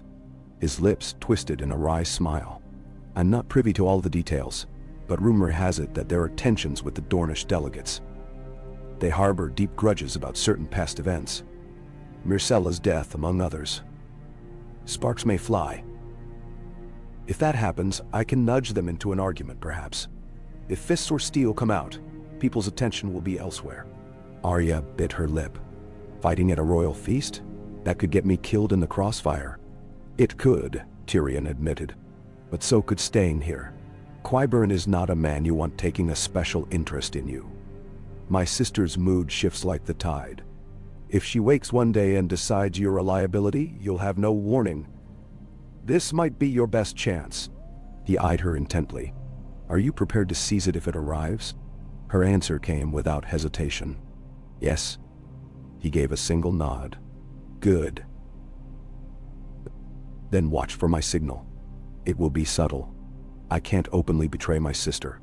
But if I raise my goblet twice in quick succession, you'll know the moment is at hand. If a commotion breaks out, slip into the crowd. Head to the southwestern exit.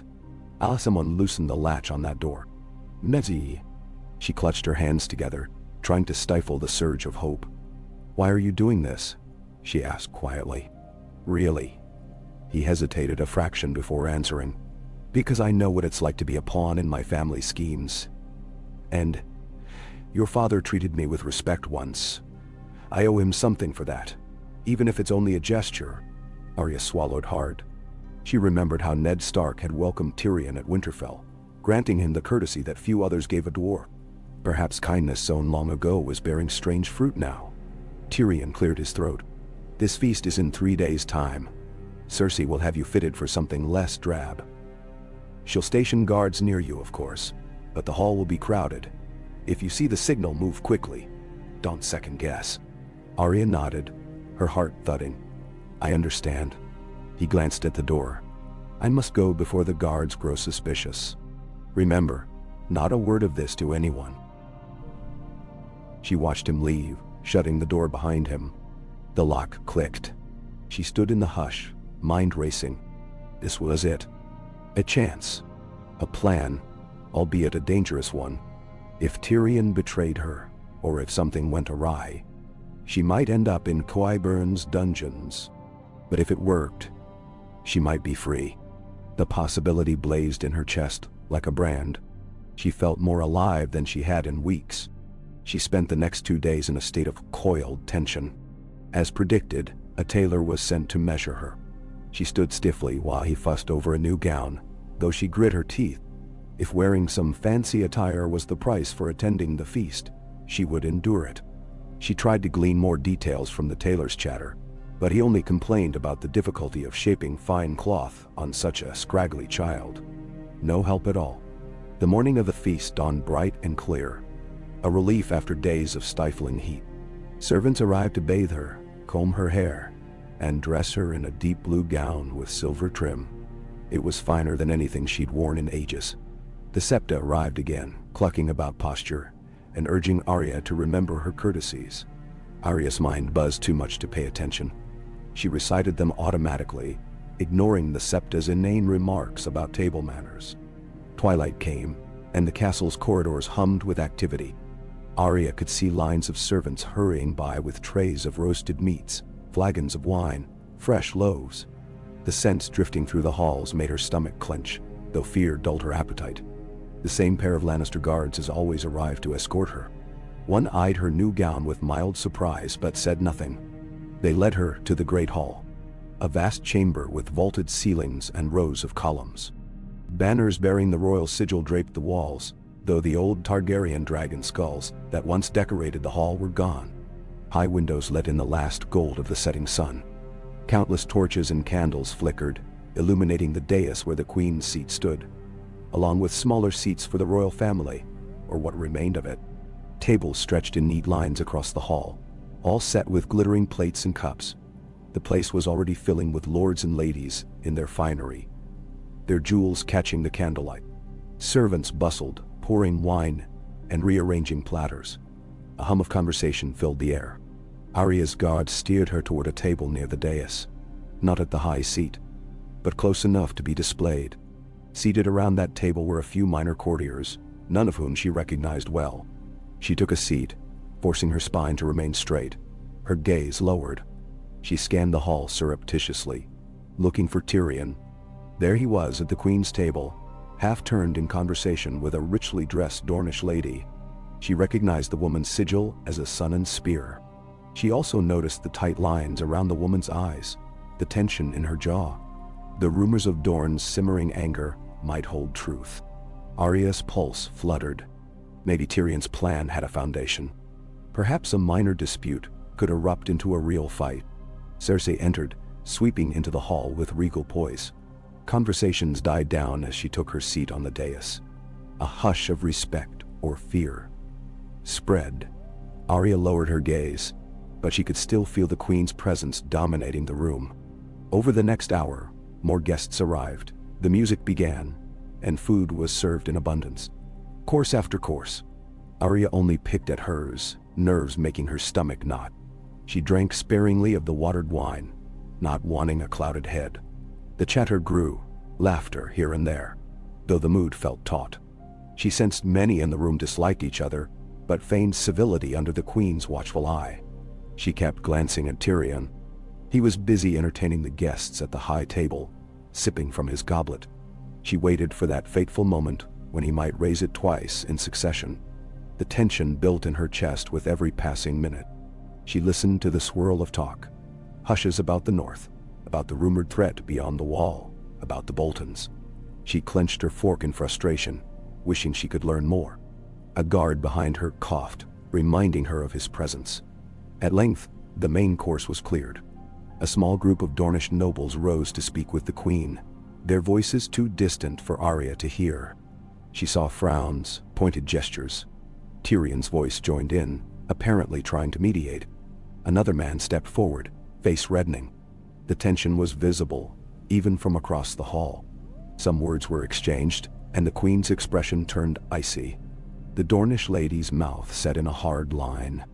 Arya's guards, sensing a possible altercation, edged closer. Suddenly, voices rose, overlapping. The man pointed at the queen, shouting something about broken promises. Another of the Dornish tried to pull him back. Cersei stood abruptly, outraged. The hush in the hall broke into alarmed murmuring. Tyrion put a hand on the man's arm, presumably in an attempt to calm him. But the man jerked away, and in that moment, two of the queen's guards stepped forward with hands on their sword hilts. The tension escalated fast. Several watchers rose from their seats. The music faltered. Arya's heart pounded. She looked at Tyrion. He had turned, scanning the hall. She couldn't see his face clearly, but she willed him to give the signal. The queen barked an order. The pair of guards seized the shouting Dornishman. He struggled, calling them Lannister dogs. The lady in the Sun and Spear sigil hissed a protest. For an instant, everything seemed on the brink of erupting. Tyrion raised his goblet to his lips, took a quick swallow, then lowered it. A beat passed. He raised it again, this time with a more deliberate motion. Twice, in rapid succession. Arya's skin tingled. That was it. Now or never. She pushed her chair back, rising as quietly as she could in the midst of the sudden commotion. The queen was shouting for order. Some lords were stepping forward. Others were backing away. The clash of voices provided perfect cover. Arya inhaled, forcing her heart to steady. She slipped behind the backs of a group of gawking courtiers, weaving past them without drawing notice. The guard behind her was momentarily distracted by the chaos, one hand on his sword, craning his neck to see. She moved quickly, but not so fast as to attract attention, edging toward the side of the hall. Her pulse hammered in her ears. She heard a sudden clang of steel. One of the Dornish men had drawn his dagger, brandishing it at the Lannister guard. The guard shouted in alarm, and more men rushed in. A scuffle broke out, pulling eyes away from anything else. Arya took the chance to duck behind a pillar, scanning for the southwestern exit Tyrion had mentioned. There, across the hall, she saw a set of heavy double doors leading to a corridor, usually guarded, but now she saw only one guard posted, who was peering anxiously at the fight. A loud crash echoed. Someone had overturned a platter or table. Shouts reverberated off the stone walls. Queen's voice rose above them, commanding the Kingsguard. Arya pressed herself to the pillar, took a deep breath, then darted forward in a crouched run. Servants scattered, carrying trays. She wove through them, focusing on the door. The guard glimpsed her from the corner of his eye and started forward.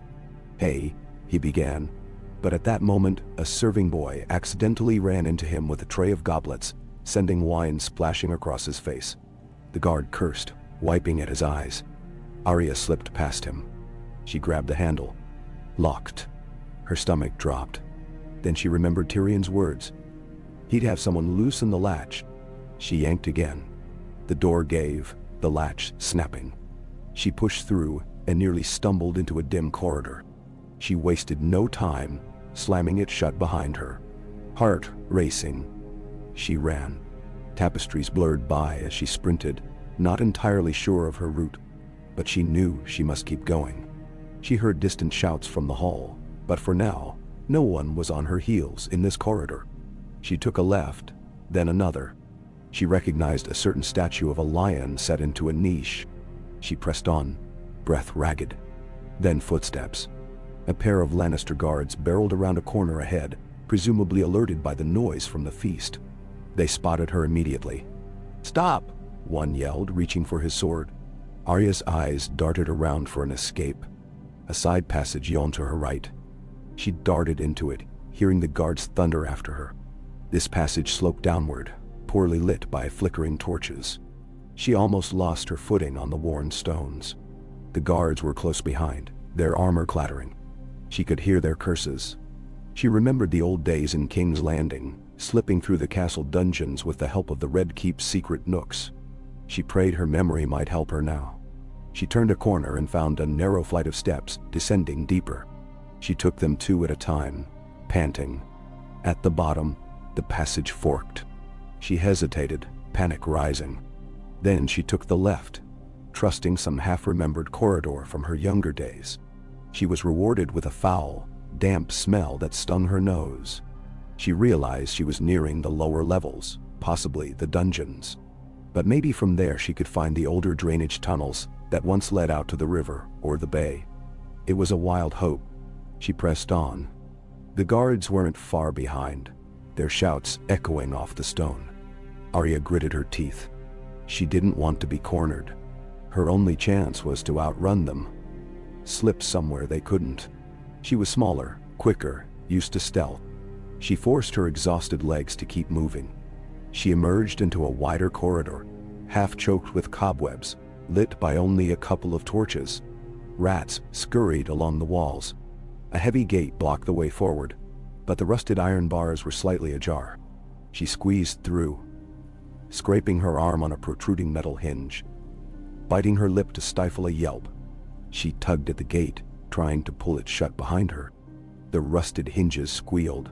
For a moment she thought it wouldn't budge. Then it slammed into place with a clang. The effort jarred her arms. She fumbled for the latch, sliding it into place with trembling fingers. She heard the guard's boots pounding closer. She pressed herself against the corridor wall, breathing in shallow gasps. The footsteps reached the other side of the gate. One guard cursed. "She's behind there." Another rattled the bars. "Locked. Old rusted thing. We'll have to break it down." Arya wasted no time.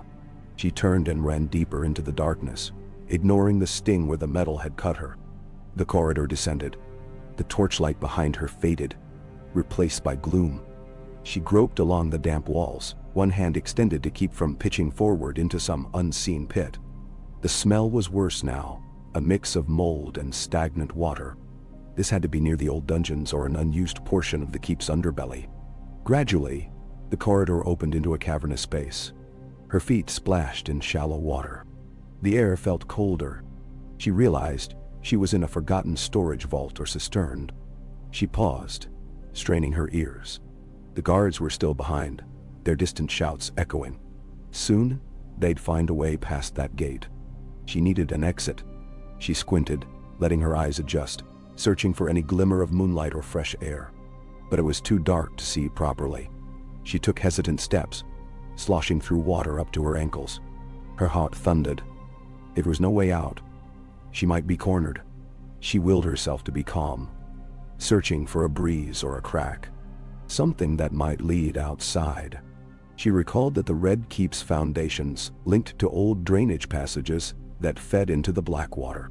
If she found one, she could slip out. Perhaps that was her hope. But she might also drown if the tunnel was submerged. A shape loomed ahead, an archway half collapsed with rubble. She squeezed past a fallen beam, nearly slipping on the slick stones. Beyond it, a tunnel sloped downward. She felt a faint brush of cooler air against her cheek. That was a good sign. She hurried on. The water rose to mid-calf. Her gown soaked around her legs, making movement more difficult. The air was fetid, but the faint current in the water told her it was flowing somewhere. She kept one hand on the tunnel wall, navigating carefully. In the distance, behind her, came the echo of iron clanging on stone. Likely the guards were smashing or prying the gate open. She quickened her pace, ignoring her soaked, freezing limbs. Every step felt precarious. She nearly stumbled when her foot slipped on a loose stone. She caught herself on the wall, scraping her palm. She bit back a cry. "Keep moving," she told herself. "You can't stop." The tunnel curved sharply, then widened again. She waded around a bend and saw a faint, ghostly glow ahead. Moonlight, or something similar. She nearly sobbed in relief. She sloshed toward it. The tunnel ended in a grated opening. The bars rusted and bent. Beyond lay open air, a glimpse of the sky, and the dark waters of the bay shimmering with the reflection of the moon. This drain must empty into the black water below the keep. She tested the grate. Rust flaked off at her touch, but it held. She pressed harder, desperation mounting. The bars creaked, still refusing to give. She realized she needed more leverage. Gathering her courage, she balanced her feet against the slick tunnel sides and pulled with all her strength. The metal groaned. She braced again, letting out a low grunt, pulling as if her life depended on it, which it did. With a screech, one hinge snapped. She nearly fell backward, the momentum sending her splashing into the water. Heart pounding. She righted herself and gave another yank. The grate gave way. A wave of cool night air rushed in. She peered through the gap. It opened onto a narrow ledge, maybe 3 feet above the surface of the bay. The tide lapped gently. The opening wasn't large, but she could fit through, battered and wet as she was. She crawled out, clinging to the outer wall of the keep's foundation. The drop to the water was short, but the stones were slick with algae. She inhaled a lungful of fresh night air, her gaze scanning the dark horizon. The city lights glimmered in the distance. A half moon shone overhead, painting the waves in silver. She looked down at the water. It seemed deep enough. If she could avoid the rocks, she might survive the jump. She glanced back into the tunnel, half expecting to see the guards' torches. She heard faint echoes of pursuit, but they were still far off. If she stayed, they'd catch her. She turned back to the bay, heart hammering. She didn't know how to swim well, not in open water, but she had no choice. She gripped the edge of the stone, lowering herself as far as she could. Then she let go. The water hit her like a shock of ice, chilling her limbs. She plunged beneath the surface, panic roaring in her ears. Kicking furiously, she broke the surface and gasped for air, tasting salt and river silt. She had to keep afloat. The gown dragged at her, tangling her legs. But she ripped at it, tearing the fabric. It freed her movements enough for a frantic dog paddle. She oriented herself, fighting to keep her head up. The current was tugging her away from the keep's foundations. That might be a blessing, carrying her further from the guards. But it also threatened to carry her deep into the bay. She had to stay calm. She started paddling toward the city side, aiming for the shoreline near the docks. Torchlight glowed there. If she could just make it to a quiet corner of the docks, she could haul herself out. She struggled on, arms burning, swallowing water when a small wave slapped her face.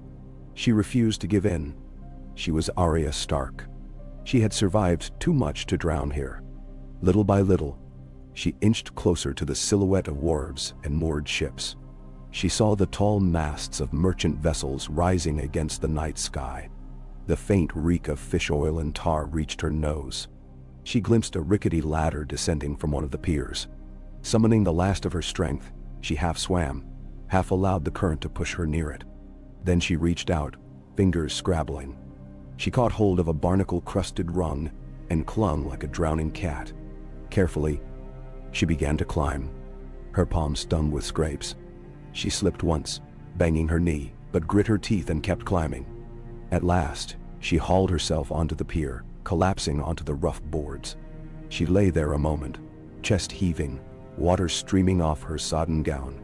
Her arms felt like lead, but she was alive outside the Red Keep's walls, on a dock in King's Landing. She lifted her head, scanning for guards or wharf workers.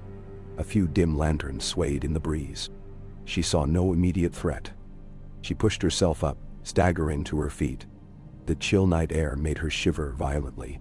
She had no weapon, no coin, nothing but the soaking gown on her back. But she was free of that cursed tower. She took a step, nearly stumbling. Her body ached from head to toe. But the sense of exhilaration sparked inside her. Against all odds, she had escaped. She peered over the edge of the pier, half expecting to see a rowboat of Lannister guards. There was nothing but dark water. Somewhere in the distance, a gull cried. She steadied herself, breathing in the salt air. The city sprawled before her, a maze of cramped streets and flickering torchlight. She had to get away from the docks before the Queen's men organized a search.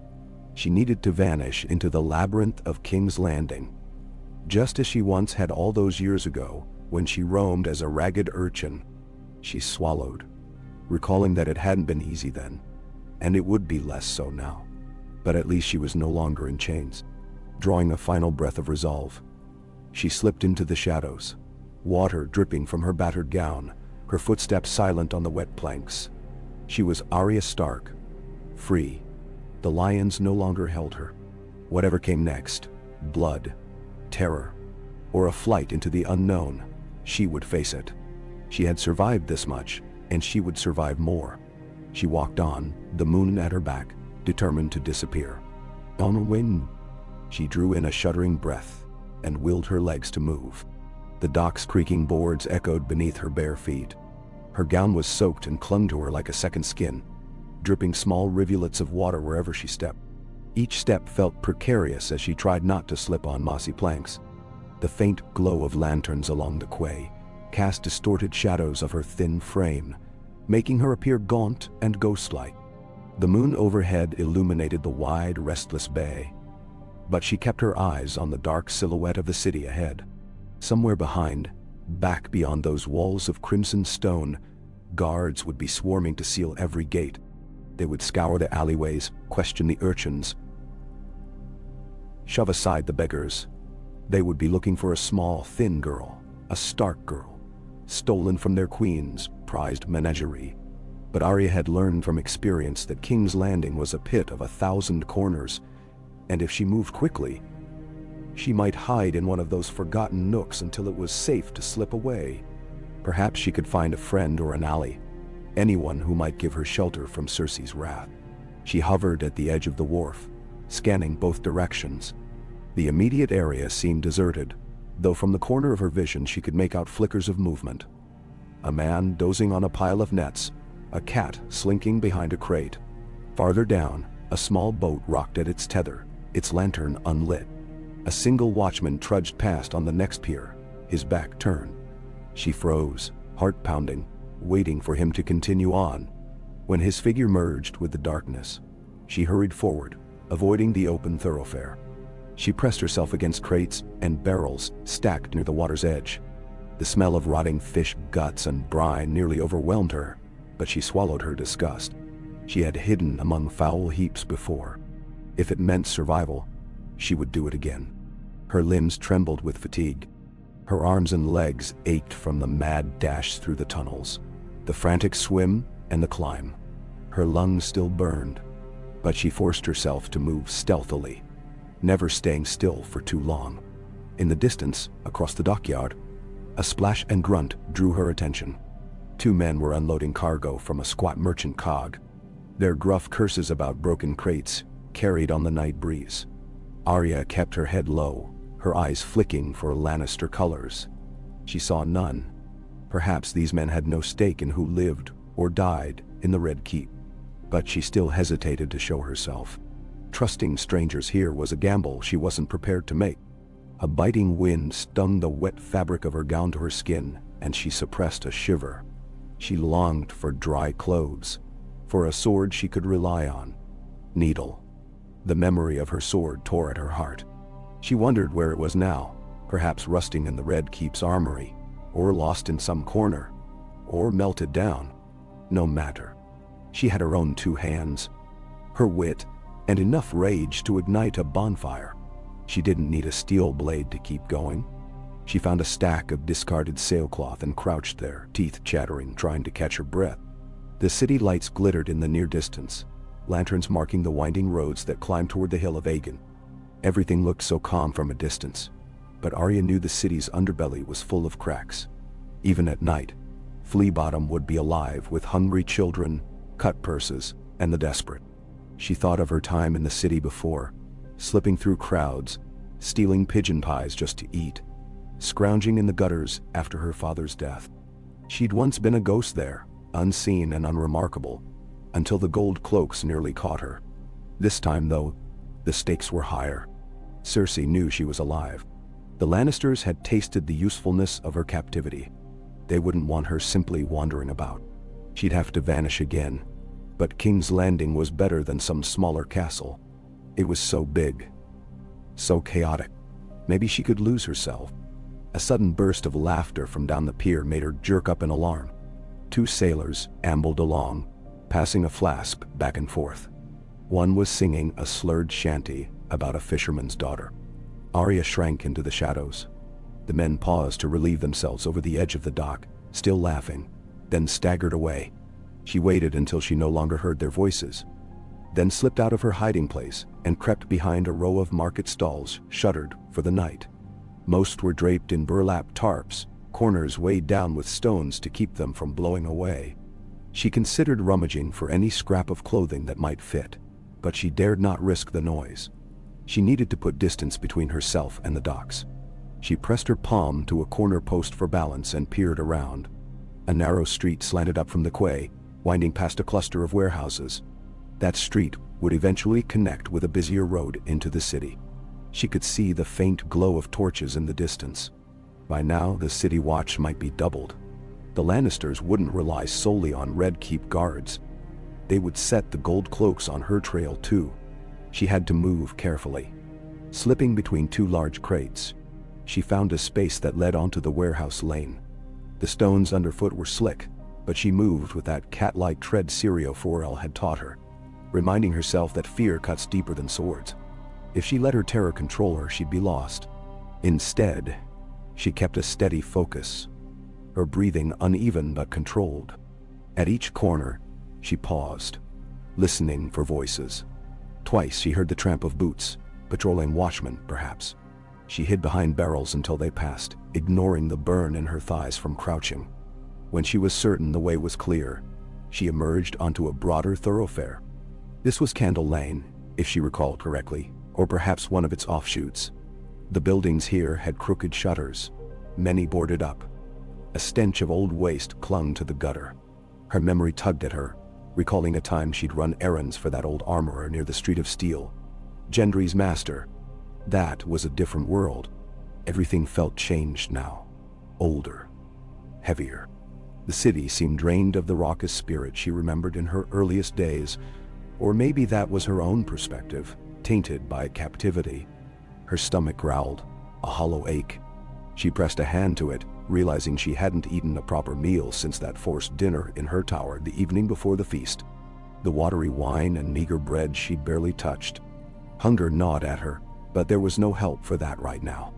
Food or safety. Safety won. Got him. She would find some place to hide, then worry about scraps. The road inclined gently.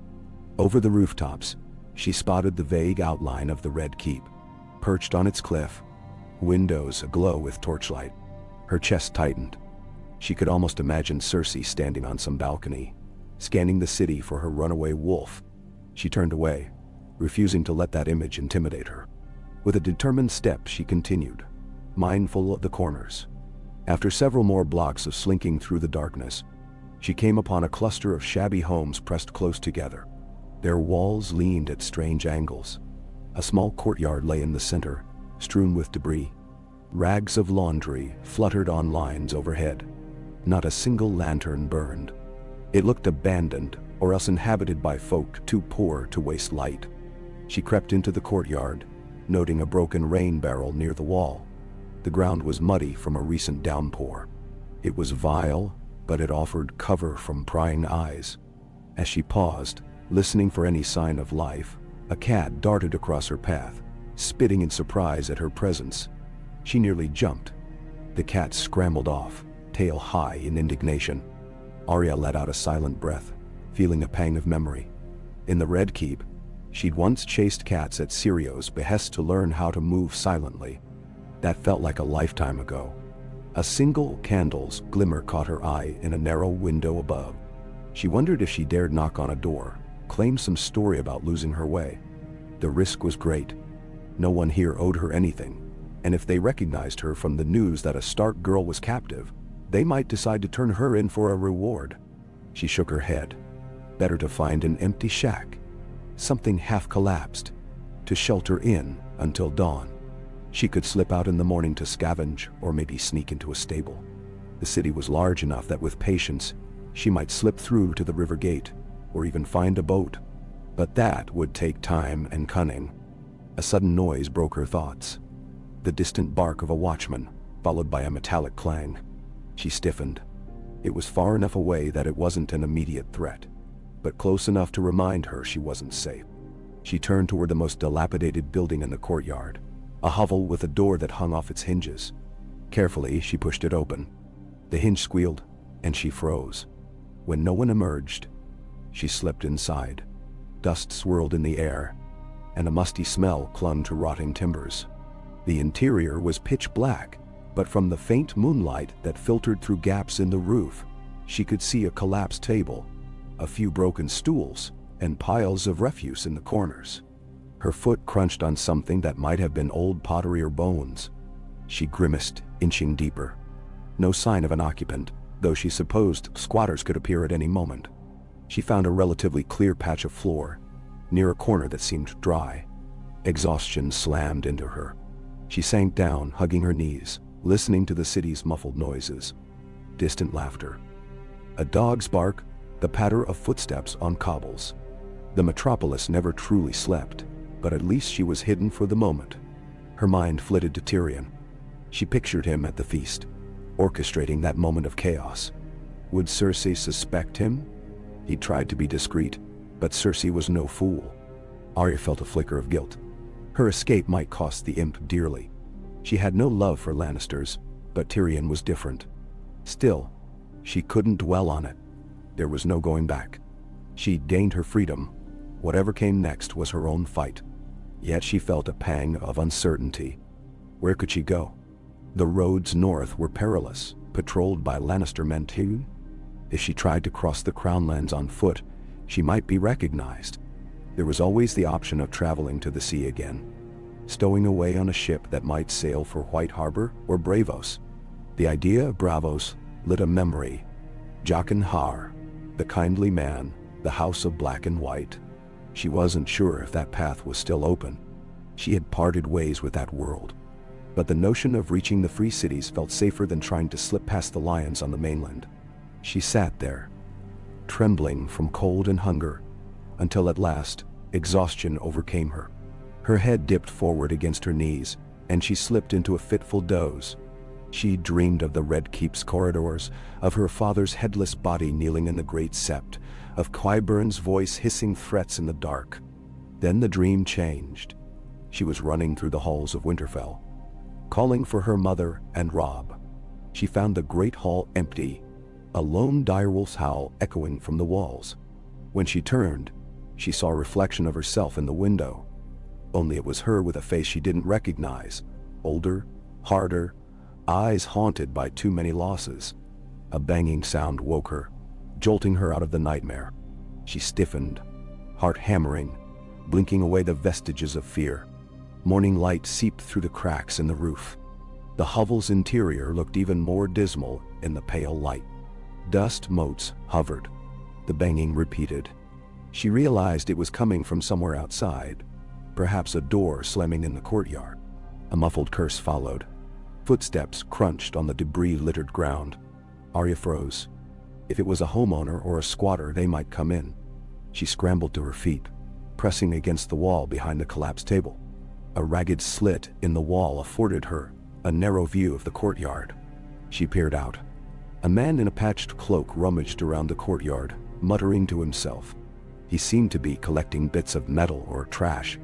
He didn't look like a guard or a threatening figure, just a vagrant rummaging for anything of value. He kicked at the broken rain barrel, cursing the worthless scraps it held. Eventually he moved on, and she heard his footsteps receding down an alley. She exhaled shakily. Her body was stiff. Her soaked gown had dried unevenly during the night, leaving her clammy and cold. She had to find proper clothes soon. Even a ratty cloak would help her blend in and keep her warm. Glancing around the wreck of a house, she saw nothing useful. No clothes, no scraps of food, not even a small blade. With a sigh, she eased out of her hiding place. Her stomach growled again, reminding her that she needed to eat. Slipping outside, she shielded her eyes from the early sunlight. The day looked gray, the sky overcast, promising drizzle or worse. She debated waiting until nightfall to move, but hunger and the risk of discovery drove her onward. Perhaps in the daylight it would be easier to slip among the crowds. The city was full of folk at all hours, after all, and no one noticed a beggar child if she was clever. She left the courtyard, trying to remember the route to Flea Bottom, its tangle of alleys and cheap pot shops, its reek of tanneries. If anywhere offered anonymity to a runaway, it was Flea Bottom. The gold cloaks often avoided it, or if they ventured in, they did so in force. That was her best bet. She crossed a sloping lane that led toward the lower city. The building fronts leaned overhead, blocking much of the sky. Shops were just beginning to open, setting out baskets of vegetables or fish to attract passers-by. She ducked her head, turning her face away whenever a watchman strode by. Her heart seized each time she spotted the color gold in a uniform, but so far, none paid her special notice. She must look like any other poor wretch, but she was too aware of her tattered gown, which was finer than typical beggar's rags, even in its current condition. The cloth might draw unwanted attention. She considered ripping it further to disguise it, but that could wait. Her gaze darted to a small alley off the main street, where a pair of children in threadbare clothes were scavenging rotten cabbage leaves. Arya's stomach churned at the thought, but she understood the desperation. She felt the weight of hunger in her own belly. Should she risk speaking to them? Perhaps they knew a safe corner. But they were suspicious, eyeing her warily. One boy had a scab on his cheek that trailed to his jaw. They looked half feral, ready to run. She decided to move on. Soon, she caught the distinct odor of flea bottom, a potent mix of sewage, sweat, stale ale, and the pungent tang of tanneries. The lanes grew narrower, twisting among ramshackle structures. She passed a pot shop already ladling out some stew-like concoction to customers, steam rising in the morning air. A few rough-looking men slurped their meals on stools outside. One gave her a fleeting glance, then turned away disinterested. Good. She didn't want attention from the likes of them.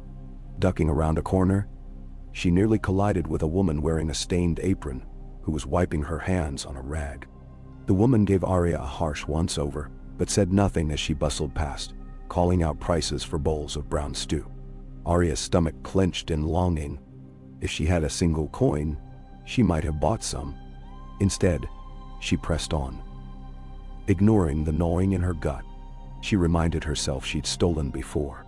If necessary, she'd do it again. She found a more secluded alley and paused, leaning against a wall. Her breath came quickly. She'd been walking for nearly an hour, trying to lose any potential tail, though she was fairly sure no one had followed her from the docks. She scanned the alley for signs of a crate or rubbish she could rummage through. A scrawny dog was pawing at something in a corner, snarling softly as Arya approached. She let it be. No sense risking a bite for a scrap of garbage. She continued deeper into the warren of flea bottom, searching for an angle, a place to hide, a way to eat, a garment to obscure her identity. Eventually, she came upon a rickety tailor's booth, not yet open for business, with a few ragged pieces of clothing hanging on a line. They might be second-hand goods or items waiting for patching. She glanced around, ensuring no one was watching, then reached up to snag a coarse cloak. The fabric was scratchy and riddled with holes, but it would cover her dress and keep her face shadowed. She tucked it under her arm and hurried off, heart pounding at the act of theft. But she told herself it was necessary. If she didn't hide her face, she risked being found out. She'd pay back her debts one day if she could. For now, survival took precedence. When she was safely away from the booth, she slipped the cloak on, drawing up the hood over her damp hair. A slight relief washed through her, as if she'd just placed a shield between her and prying eyes. The morning crowds were thickening. Floggers called out their wares. Fresh eels, turnips, good for stew, hot bread, though Arya doubted any of it was fresh in the usual sense. She wove through the throngs, stepping lightly to avoid the filth in the streets. Twice, she nearly retched at the stench of open sewers. Flea bottom was worse than she remembered, or perhaps her senses were keener after the forced cleanliness of the Red Keep. But she welcomed the city's chaos. It was the perfect place to vanish. She also welcomed the chatter. She kept her ears wide open, hoping to catch news of the Queen's search. Indeed, she overheard snatches of rumor that a brawl had broken out at the castle feast, that the Dornish were in an uproar, that the Hound had returned. She almost laughed at that. Yet another rumor, that the Crown was offering a handsome reward for information on a missing girl of note. At that, she tensed. A missing girl. They didn't say Arya Stark openly, but she could guess. The reward might tempt many. She needed to be more careful. She pulled the hood lower, avoiding eye contact. As midday approached, her hunger became unbearable. She passed a baker's stall piled with small loaves. The smell nearly made her dizzy. A line of rough-clothed folk stood waiting to buy bread. She lingered near the back, eyeing the stall keeper. A burly woman with arms like hams, who slapped coins into a chest at her side. Stealing from her would be risky. She looked likely to chase down a thief and thrash them. Arya decided not to chance it in broad daylight. Instead, she slipped away, scanning for an easier mark. She found a battered cart heaped with half-rotten vegetables, left unattended while a man argued with a fishmonger nearby. The vegetables were worthless to most, but to Arya, they were sustenance. She stealthily picked a small onion and turned away, stuffing it under her cloak. She hurried into a quieter alley, then ducked behind a sagging barrel. She bit into the onion, wrinkling her nose at the pungent taste. It was far from a proper meal, and it burned her mouth, but it provided some nourishment. She ate half, forced it down, then wrapped the rest in a scrap of rag she found on the ground. It wasn't much, but she might need it later. If she got the chance, she'd try to find a pot shop or somewhere she could slip a hand into a kitchen. But that would take cunning. She forced herself to keep walking. If she stood still too long, a gold cloak might notice her. The cloak she wore was too ragged to invite curiosity, but her face, if seen clearly, might betray her youth and northern features. She recalled the time she'd passed as a boy for safety. Could she do that again? Maybe, if she found a decent pair of breeches and a tunic. But for now, the stolen cloak would have to suffice. Her thoughts tumbled ahead. Escaping the city would be a challenge. The gates would be closely watched, and the Lannisters had likely distributed her description to every guard post. Yet she knew from old stories that the city had more than its main gates. There were smugglers' tunnels, old drainage passages like the one she'd used, and cunning boatmen who might be persuaded to ferry travelers across the bay for a price. The trouble was she had no money. She could try to slip onto a ship, stow away in a cargo hold, but the risk of discovery was high. Another possibility was scrounging for coin, maybe picking pockets. It was dangerous, but what choice did she have? She remembered Gendry's old master, the armorer Tubho Mott, but that was too close to the Street of Steel and too public. Even if Gendry were still around, which she doubted, seeking him out might bring Lannister eyes. The Hound? A rumor, likely false. The safest route was to vanish among the nameless poor. By afternoon, the sun's heat pressed down, turning the muddy lanes into foul sludge. Arya's feet sank with each step. She considered finding a place to rest, but she dared not linger too long in one spot.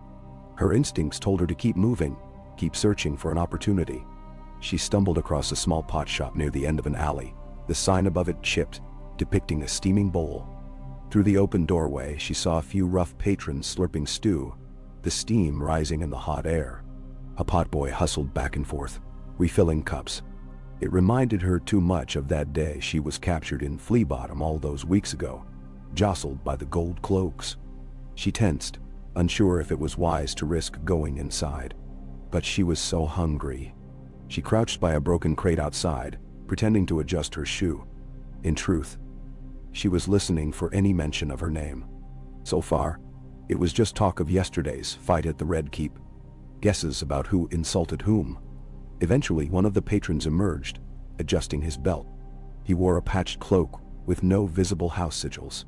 Arya let him pass, then rose and crept closer to the door, peeking in. She saw no gold cloaks, just a few unkempt men, a toothless woman with stringy hair, and a group of laborers too busy eating to pay her mind. Perhaps she could slip in, pretend to be a beggar, glean a bowl of scraps. She bit her lip, recalling how some pot shops would chase beggars off with a ladle of hot stew flung at their faces. Still, she was desperate. She tugged the hood down further and patted inside, heart hammering. The potboy gave her a wary look. Arya tried to pitch her voice lower, not quite a boy's voice, but rough. "Got leftovers," she murmured. "I can sweep if you want." Her hope was that the potboy might take pity or see cheap labor. He stared, brow furrowed. "We don't need no sweeps. Move along if you ain't buying." He jerked a thumb toward the door. The odor of stew was maddening, so close yet unreachable. One of the men near the small hearth glanced over. "Let the whelp have the dregs," he said with a grunt, turning back to his meal. Arya wasn't sure if he was being kind or just indifferent. The potboy hesitated, then shrugged. He ladled out a half bowl of thin stew from a secondary pot. Likely the watery remains at the bottom. He thrust it at her. "Don't cause trouble or I'll toss you out." Arya dipped her head in gratitude, stepping to the corner, cradling the warm bowl. The broth was meager, mostly water and a few limp vegetables, but after days of near starvation, it tasted like a feast. She slurped carefully, not wanting to draw attention with her urgency. She kept her face down, letting her hair and hood shield her. Her heart was still pounding, expecting a guard to barge in at any moment. A hush fell as a tall figure loomed in the doorway, blocking the light. At first, Arya stiffened, but the newcomer wasn't wearing gold or Lannister crimson. He wore a plain cloak of dark cloth with mud-splattered boots. His hair was unkempt, streaked with gray, and a scarring across his brow gave him a perpetual scowl. He cast his gaze over the patrons, sniffed, then slouched toward a bench. No one paid him more than a passing glance. Arya exhaled slowly, finishing the last mouthful of stew. She slipped the wooden bowl onto a nearby table, grateful for that small mercy. She had to be on her way, though. The longer she stayed in one spot, the greater the risk. She nodded at the podboy, who simply frowned, and then she ducked out into the alley once more, the sun glaring off the muddy puddles. The stew settled in her stomach, giving her new energy. She reminded herself that each success, stolen cloak, half bowl of stew, bought her more time. She wandered deeper into Flea Bottom's labyrinth. At one point, a group of ragged children came careening around a corner, shrieking with laughter, chasing a terrified chicken. She pressed herself to the wall as they thundered past, ignoring her existence. A fleeting pang of envy stabbed her. She was still a child, in a sense, but her life felt weighed down by violence and secrets. She couldn't remember the last time she'd laughed like that. Even at Winterfell, her joys had been overshadowed by the knowledge that she was expected to become a proper lady someday, which she'd hated. Still, it was better than being a captive in King's Landing. As afternoon wore on, the sky darkened with the threat of rain. Some folks hurried about, collecting laundry from lines. Others simply kept to their business. Arya's thoughts churned as she walked. She recalled the secrets of the city she'd learned from her father's men, or from the time she'd roamed it as a lost child. If she made it to the western edge, near the Dragon Pit ruins, there might be deserted spots to shelter in. Or she could attempt to slip through to the Gate of the Gods, though that was heavily guarded. Another route might be the Mud Gate, but that too was likely under watch. The sewers were an option, yet the idea of diving back into filth-choked tunnels didn't thrill her. All the while she listened for any further news. The gossip churned with fresh rumors. One old man insisted that the City Watch was searching every inn for a northern girl. A woman spat, saying the queen wasted resources on trifles while real threats brewed outside the walls. Another group hissed that the queen's wrath would come down on anyone who hid the girl. Arya swallowed, her sense of urgency growing. She had to get out before they cast their net too wide. By evening, she found herself near the edges of Flea Bottom, where it bled into the muddy flats behind the Hill of Rainies. The homes thinned out, replaced by tanneries and foul-smelling workshops. Smoke rose from chimneys that belched acrid fumes, making her eyes water. She coughed, pulling the cloak over her nose. At least the stench and the haze might mask her presence from prying eyes. She hurried along a rutted path that paralleled a sluggish stream, its surface coated with scum. Rats scurried at the banks. A couple of tanners were unloading bundles of hides from a cart, their clothing smeared with filth. They barely glanced at her. She ventured onward until she came across a broken fence marking the boundary of what might have once been a pasture for goats. Now it was just a muddy field scattered with trash. On the far side, she saw a cluster of squat, abandoned shacks. Overgrown weeds poked through the cracks. The place looked deserted, or perhaps inhabited by squatters. If no one lived there, it might provide a temporary hideaway until she found a real escape route. She tested the fence, found a gap, and slipped through into the field. Her boots sank into the wet muck. After crossing the open space, she arrived at the first shack, which had a partial roof and leaning walls. She eased around to the door, which had fallen off its hinges. Inside, it was dim and smelled of stale air. A rotting straw pallet lay in one corner. She crept in, half expecting to see a figure lurking, but only flies buzzed around. She let out a breath. This might serve as her shelter for the night. It offered cover from the rain that threatened, though the idea of spending another night in a hovel churned her stomach. She didn't see a better option yet. Tomorrow, she would approach the docks again, or try to find a gate. She reminded herself not to linger too long in any one place. A rumble of thunder rolled across the sky. She glanced through a crack in the wall, seeing dark clouds gathering. With a weary sigh, she dropped onto the straw pallet, brushing away old debris. She wrapped the cloak around her shoulders. Her body ached everywhere. Her feet blistered. Her muscles still sore from the frantic swim. She closed her eyes for a moment, listening to the wind rustling the weeds. Despite the discomfort and tension, her exhaustion demanded rest. She dozed in and out as the sky dimmed. A gentle rain began to patter on the broken roof. The sound was oddly soothing, lulling her into a half-sleep. She dreamed fleetingly of Winterfell's godswood, the silent heart tree with its weeping face. She could almost feel the rough bark under her fingertips, the hush of falling snow. For an instant, she felt safe. Then she was jolted awake by a noise outside. A soft scuffling, a crunch of footsteps on wet earth. She tensed, glancing through a gap in the wall. At first, all she saw was shifting shadows in the drizzle. Then she made out a figure skulking through the field. The person wore a hooded cloak, shorter than an adult's, but it was hard to judge in the low light. Arya's pulse quickened. Was it a spy? A homeless child? A disguised guard? She heard the figure muttering to themselves, though she couldn't make out the words. They approached a nearby shack, pushed at the door, then cursed when it wouldn't open. They tried another. Arya watched, heart in her throat. The figure was searching, possibly for shelter. Or searching for her? She slid silently off the pallet, creeping to the shack's entrance. Her instincts urged her to remain concealed. But if that person kept exploring, they might come upon her anyway. She scanned the ground, hoping to find something she could use as a weapon. A broken plank, a rock. Her hand found a length of splintered wood about the size of a dagger. It wasn't much, but it was better than nothing.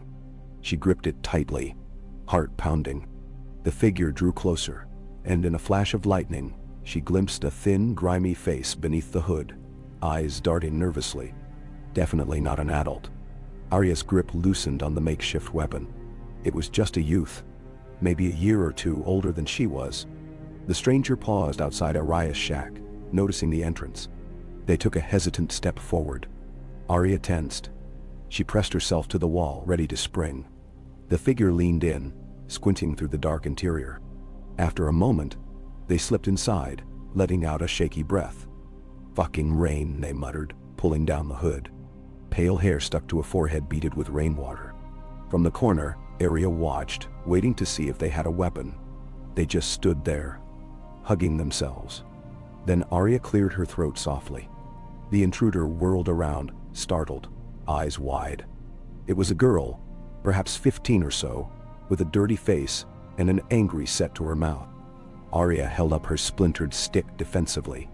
"Don't come closer," Arya warned, keeping her voice low. "I don't want to hurt you." The girl stared, startled, then snorted. "With that bit of wood?" She raised her hands, showing she held nothing. "I'm just trying to get out of the rain." She peered at Arya's face, partially hidden in the gloom. "Didn't expect to find anyone in here." Arya loosened her grip slightly. "Nor did I." She hesitated. "If you're looking for shelter, I was here first." The girl huffed. "So you're what? Going to chase me out into the storm? I'm no threat to you." Arya felt a pang of guilt. She recalled the times she'd been turned away from places just because she was small and alone.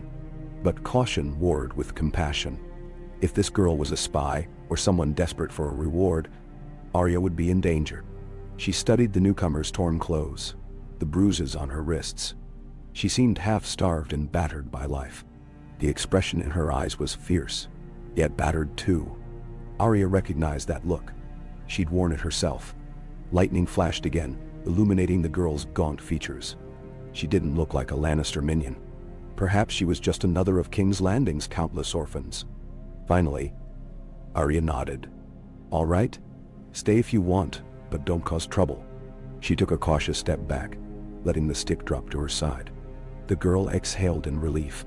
She slouched against a section of wall where the roof was intact. Rain dripped through a crack elsewhere, forming a puddle.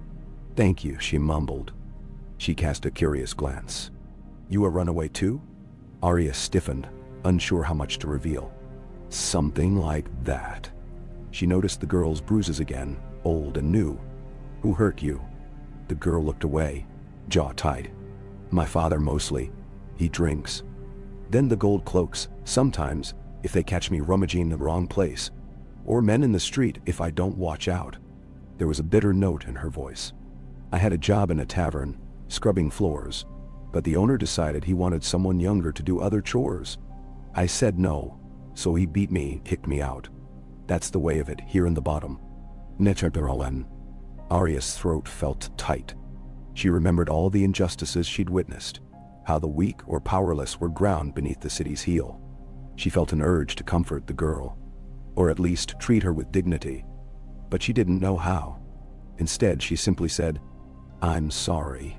"Don't be," the girl replied flatly, pulling her knees up to her chest. "We all do what we must." She glanced at Arya's half-hidden face, then at her cloak. "You talk like you're not from here." Arya shrugged, carefully keeping her words to a minimum. "I came from elsewhere, yes. Trying to get out of the city." "Ha," the girl said without mirth. "Plenty would if they could. Me, I've never seen beyond the outlying fields. Not sure there's much better out there, from what I hear. War everywhere. Bandits." She paused, eyes flicking across Arya's face. "But you might have a chance. You're younger than I am, but you talk like a lady almost. That might get you somewhere if you're cunning." Arya forced a slight nod, ignoring the uneasy churn in her gut. She didn't want to appear too learned. People might guess she was highborn. She changed the subject. "You hungry?" The girl's face tightened with desperate honesty. "Starving." Arya dug into her cloak and retrieved the rag-wrapped onion half. It was wilted and starting to bruise, but it was still edible. She handed it over wordlessly. The girl blinked in surprise, then accepted it with a nod, biting into it. The acrid smell filled the shack. She made a face but kept chewing. After swallowing, she said, "Thank you, I'm Lana." Arya hesitated. Giving a name was always a risk. She decided to invent one on the spot. "I'm Weasel," she said, recalling an old alias from her journeys. It felt safer than revealing Arya. That name might slip into the wrong ear. Lana snorted. "Weasel, eh? Suits you, I suppose." She looked Arya up and down, as if trying to judge if she was truly as young and scrawny as she appeared. "Well, Weasel, I'll keep my distance tonight. We can both stay dry and go our ways in the morning." Arya nodded. Together, they listened to the rain drum on the roof. Occasionally, thunder rumbled and water sloshed in the puddles. Lana finished the onion, wiping her mouth with a grimace. Arya's stomach twisted with hunger again, wishing she had more to share, or more to eat herself. But she'd done what she could for now. She tried to rest, though the presence of a stranger kept her nerves taut. Lana seemed likewise tense, hugging her knees. In time, though, the day's exhaustion weighed them both down. Neither truly slept, but they lapsed into a weary quiet until the storm passed in the night. By dawn, the sky lightened to a sullen gray, clouds drifting. Lana stirred, stretched, and looked to Arya. "You heading somewhere special?" she asked, her voice husky from sleep. Arya pushed to her feet, trying to ease the stiffness in her shoulders. "Beyond the city, eventually." "Good luck with that," Lana said with a mirthless chuckle. "If you happen to know any safe roads, do tell." Arya thought for a moment. "There might be a way by the river, if one finds a boat. Or over the walls in some places, if you don't mind climbing." She tried not to give away how seriously she had considered each option. Lana shook her head. "Climbing? Me? I'll break my neck. But I do know a boatman who deals in questionable cargo. Mostly stolen goods, I think. He might be persuaded to ferry a passenger at night, for a price." Men of sort. Arya's heart skipped a beat. Where would he ferry someone? Depends, Lana said. Downriver maybe. Up the coast. Not sure. He's a surly bastard, but if you pay, he does what you want. Don't recall his name, just that he's got a boat near the old quay. There's a barn with a black door. There's where he stashes his contraband. I tried stealing from him once and his thugs caught me. He'd have beaten me worse if I'd had anything of value on me. Arya's thoughts raced. This could be the chance she needed. If she could slip aboard a boat heading north, or even to the free cities, she might escape. You think he'd ask a lot of coin? Probably, Lana said, rolling her eyes. He's greedy as a rat, but sometimes he takes other forms of payment, favors. She gave Arya a pointed look, one that suggested the nature of those favors. Arya's mouth went dry. She'd heard tales of such dealings. She had no intention of paying that price, no matter how desperate. There had to be another way. Still, it was a lead.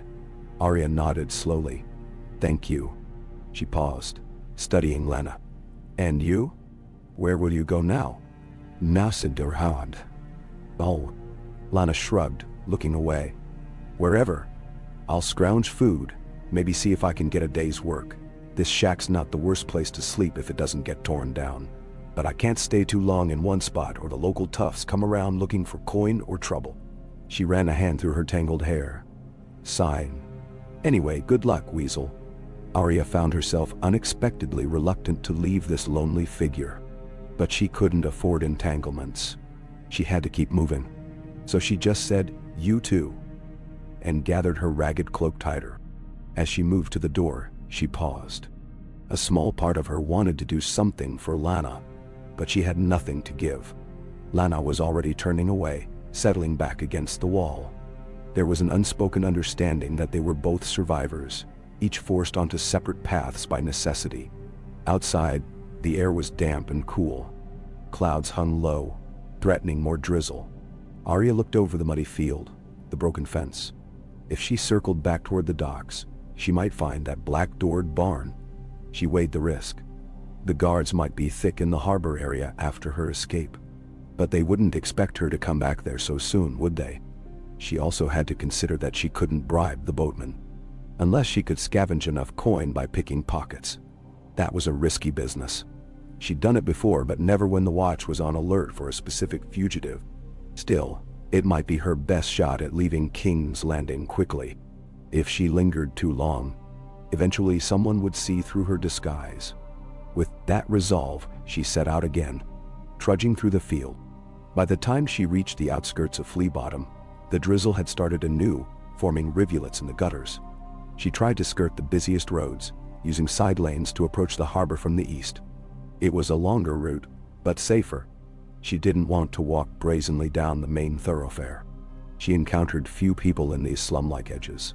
An old man collecting rag scraps, a wailing infant left in a doorway, a stray dog sniffing at refuse. The hopelessness weighed on her mind. In the Red Keep, courtiers and lords feasted. Here, people fought over onion peels. The city gates would be watched. She'd all but dismissed that route, so she turned her mind to the wharves again. She recalled the chaotic scene of her flight, the confusion in the Great Hall. That memory lit a spark of grim satisfaction. She'd outwitted them, if only for a moment. She hoped Tyrion had escaped suspicion, though it was difficult to imagine how he might have explained her disappearance. She tried not to dwell on it. Near midday, she reached a section of the riverfront overshadowed by old storehouses. Slippery steps led down to the water's edge. She paused behind a stack of crates, scanning for gold cloaks. None in sight.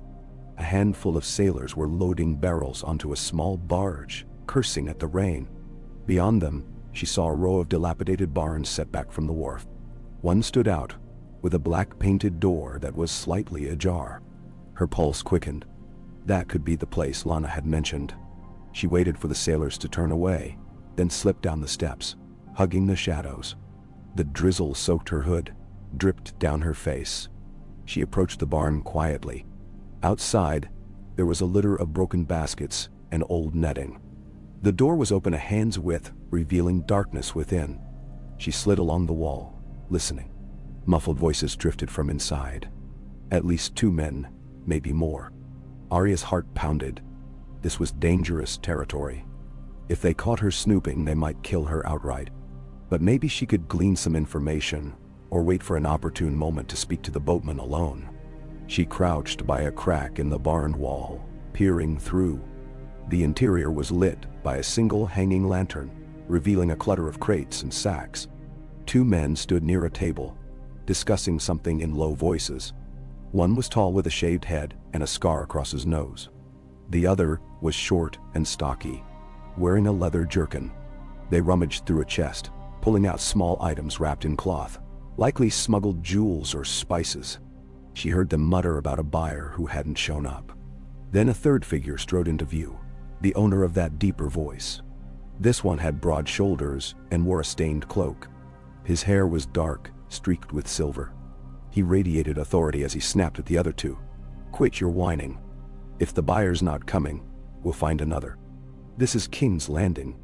There's always someone who wants what we have." Arya guessed he might be the boatman or the ringleader. Her thoughts raced. She had to find a way to approach him without getting murdered.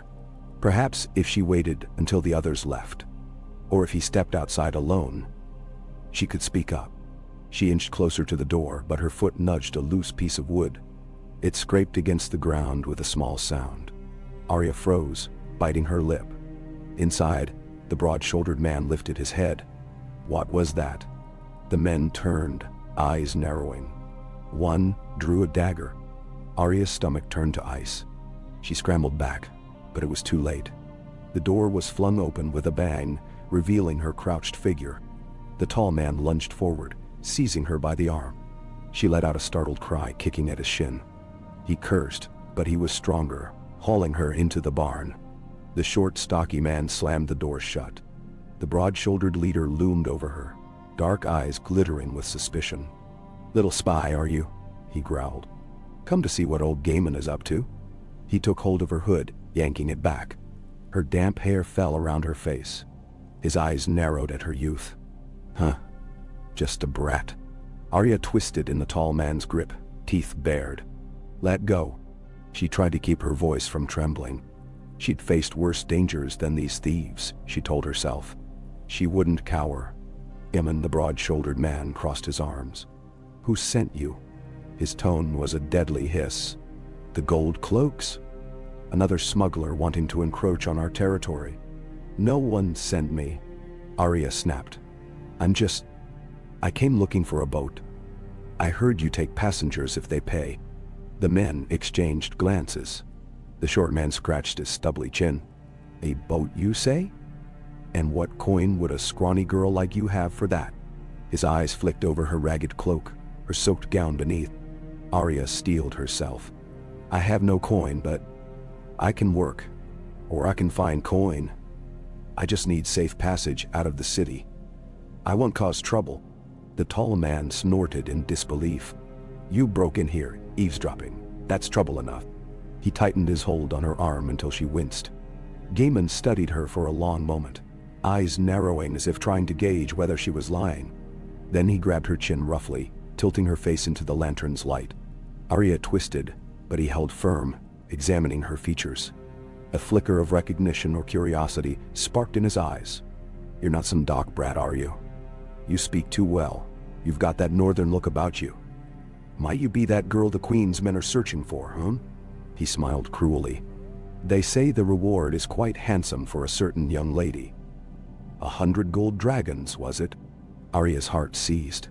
So news had spread. She'd hoped these men might not know. But smugglers thrive on rumors. She forced herself not to panic. "I'm nobody. If the Queen's after a northern girl, that's not me."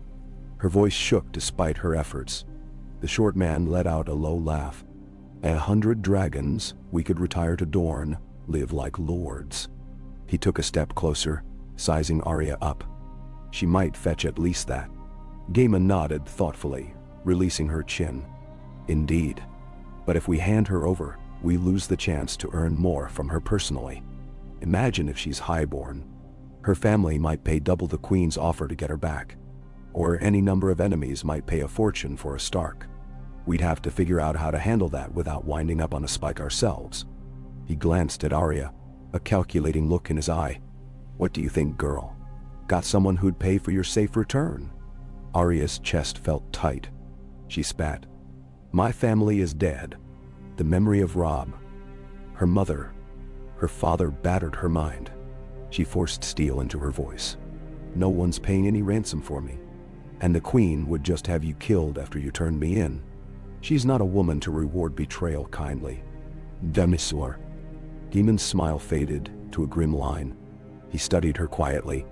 Then, he flicked his gaze to the tall man. Lock her in the storeroom for now. We'll decide what to do with her later. Arya thrashed, but the tall man twisted her arm, forcing her to bend. She bit back a cry. Or, Gaiman added with a cold shrug. Kill her now if she resists. Arya ground her teeth, going limp. She couldn't win a direct fight against 3 grown men with her bare hands. If she tried, they'd slit her throat, and that would be the end of her story. She'd survived too much to die here. Biding time was her only option. So she relaxed her struggles, letting the tall man drag her across the barn.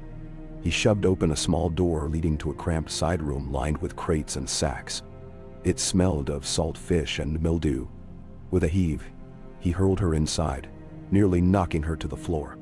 He slammed the door, sliding a bolt on the outside. Darkness closed in. Arya crouched there, heart pounding, hearing the men's muffled voices. They were discussing her fate, whether to try and contact the Queen or some other buyer. She strained to catch every word, but their tones were too low. She cursed under her breath, wrestling with despair. She'd only just escaped Cersei's clutches, and now she risked being sold back or sold elsewhere. A cold fury filled her. She needed a plan. She'd endured captivity before, in Harrenhal and the Red Keep, and each time she'd found a way out.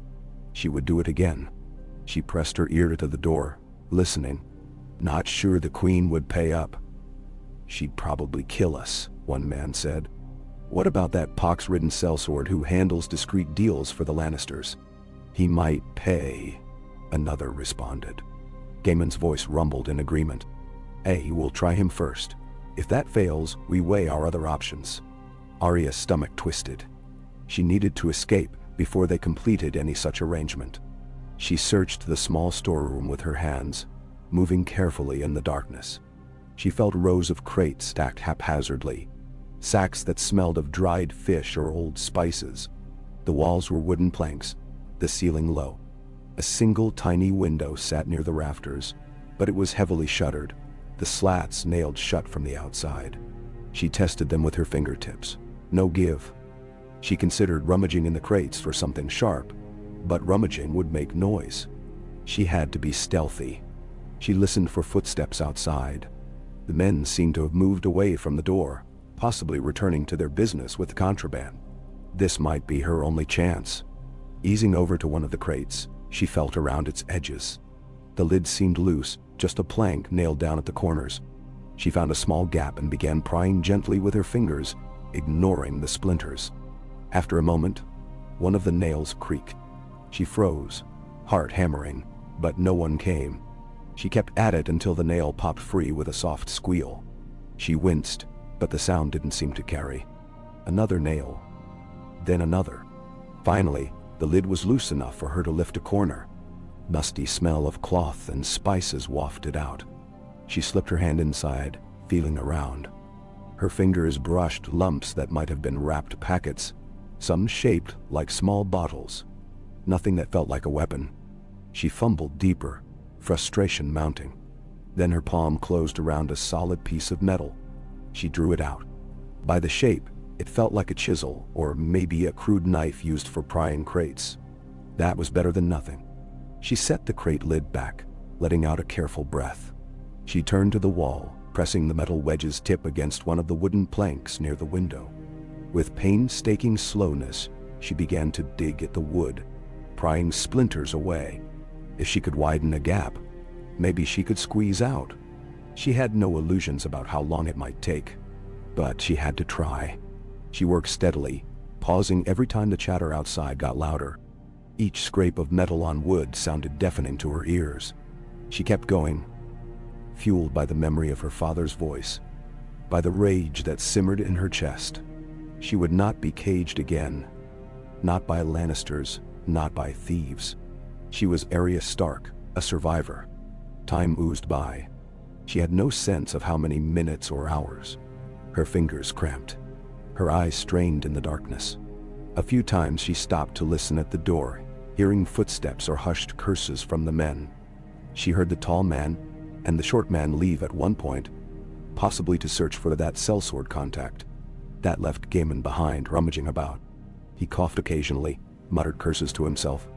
At one point, the door rattled, and Arya scrambled to hide her improvised tool, pressing herself behind a stack of sacks. Gaiman peered in, scowling. "You alive in there?" he growled. Arya said nothing. He spat on the ground and shut the door again. The bolt slid back into place. She resumed her work once she was sure he was gone. The pride plank was starting to give, though not enough to slip through. She breathed quietly, wishing for the stealth of a faceless assassin. All the while her mind replayed the men's words. The Queen's reward, the unscrupulous buyers. She imagined being dragged back to the Red Keep in chains, paraded before Cersei. That thought ignited her determination anew, driving her to wedge the metal tool further into the plank. A chunk of wood cracked off with a too loud snap. She froze, heart pounding. She heard Gaiman's footsteps approaching again, heavier this time. "What the hell was that noise?" he muttered. Arya stuffed the tool under a sack, flattening herself behind the crates. The door swung open, letting in a slice of lantern light. She held her breath, praying the gloom would hide her. Gaiman stepped inside, the lantern raised. His gaze swept the room. She had moved the crate earlier, so it wasn't in the exact position. He squinted at it, stepping closer. "Huh," he murmured. Then his eyes flicked to the broken wood near the window. Arya's pulse thundered in her ears. He leaned in to inspect the missing chunk of plank. A scowl darkened his features. "So the brat's trying to break out," he growled, scanning the shadows. "Where are you, little rat?" Arya crouched, coiled like a spring. She still had the metal wedge in hand, but she wasn't sure if she could stand against a grown man. Gaiman took another step, squinting into the darkness behind the sacks. She couldn't wait. She lunged up, jabbing the wedge at his shoulder. He jerked in surprise, but the blow lacked the leverage to do serious harm. It merely gashed his flesh, drawing a curse. He swung the lantern wildly, the light spinning across the walls. Arya ducked under his arm, aiming to dart past him to the door. But he was faster than she expected. He flung his free arm out, catching her across the waist. The lantern crashed to the ground, the flame sputtering as it met the damp dirt. Gaiman's grip was iron. He wrenched her around, slamming her back against a stack of crates. Pain shot through her ribs. She gasped, losing her hold on the wedge. He bellowed, "You little bitch, I'll..." She fought blindly, kicking at his shins, clawing at his face. His fist caught her across the jaw, sending sparks through her vision. "Dizzy." She staggered, but she managed to twist free, only for him to seize her hair. Tears of pain pricked her eyes. She heard him panting with rage. "I knew you'd be trouble. You might fetch a price, but maybe I'll just cut you open now." His other hand reached for a dagger at his belt. A chill of true terror shot through Arya. She wrenched sideways, ignoring the yank on her scalp, and lashed out with her nails at his hand. For an instant, he loosened his grip in reflex, hissing as she drew blood. She ducked under his arm, grabbing for the tool on the floor. Her fingers found it. She spun, thrusting upward with every ounce of strength. She felt the wedge bite into soft flesh. Gaiman let out a strangled cry, staggering back. He clutched at his side, blood welling through his fingers. Adrenaline surged, drowning out everything else. Arya threw herself at the door, fumbling with the bolt on the outside. It slid free. She wrenched the door open. Gaiman lunged for her, cursing, but he slipped on the fallen lantern. She heard a crash, a howl of pain. Without looking back, she sprinted out into the main barn area. It was dim, scattered with crates. No sign of the other men. Heart hammering, she raced to the main entrance. She flung it open to the gray daylight. Outside, the drizzle had returned, slicking the wharf boards. She burst onto the wet ground, nearly slipping. Behind her, Gaiman roared, "Stop her! Someone!" But there was no immediate answer. Perhaps his companions were still gone. She pelted away from the barn, ignoring the ache in her jaw and ribs, ignoring the taste of blood in her mouth. She raced across the wharf, weaving around piles of rope, scattering startled gulls into the air. A pair of dockworkers shouted at her, but she didn't stop. She could hear Gaiman's cursing in the distance, but he wasn't closing in. Maybe he was too wounded to pursue. Maybe he was just afraid of being spotted by city watchmen. It didn't matter. She ran until her lungs burned, until the barn was just another building behind the veil of rain. At last, she ducked into a narrow alley between two warehouses, pressing herself against the wall to catch her breath. Pain radiated through her body. She touched her face. Her lip was swollen. Blood trickled from a corner. A bruise was already forming along her jaw. She spat a mouthful of metallic-tasting blood onto the ground. Shaking with a mix of fury and relief, she was free. For now. But that had been far too close. Another brush with captivity. And now, she knew these smugglers were just as likely to sell her out as anyone else. She needed a different plan. She couldn't approach criminals expecting help. She had to rely on herself, or maybe on some shred of genuine kindness in the city. But that was scarce. She had to find her path out on her own. Licking her cut lip, she pulled up her hood again and melted back into the city sprawl. She would rest, recover, then look for a new chance.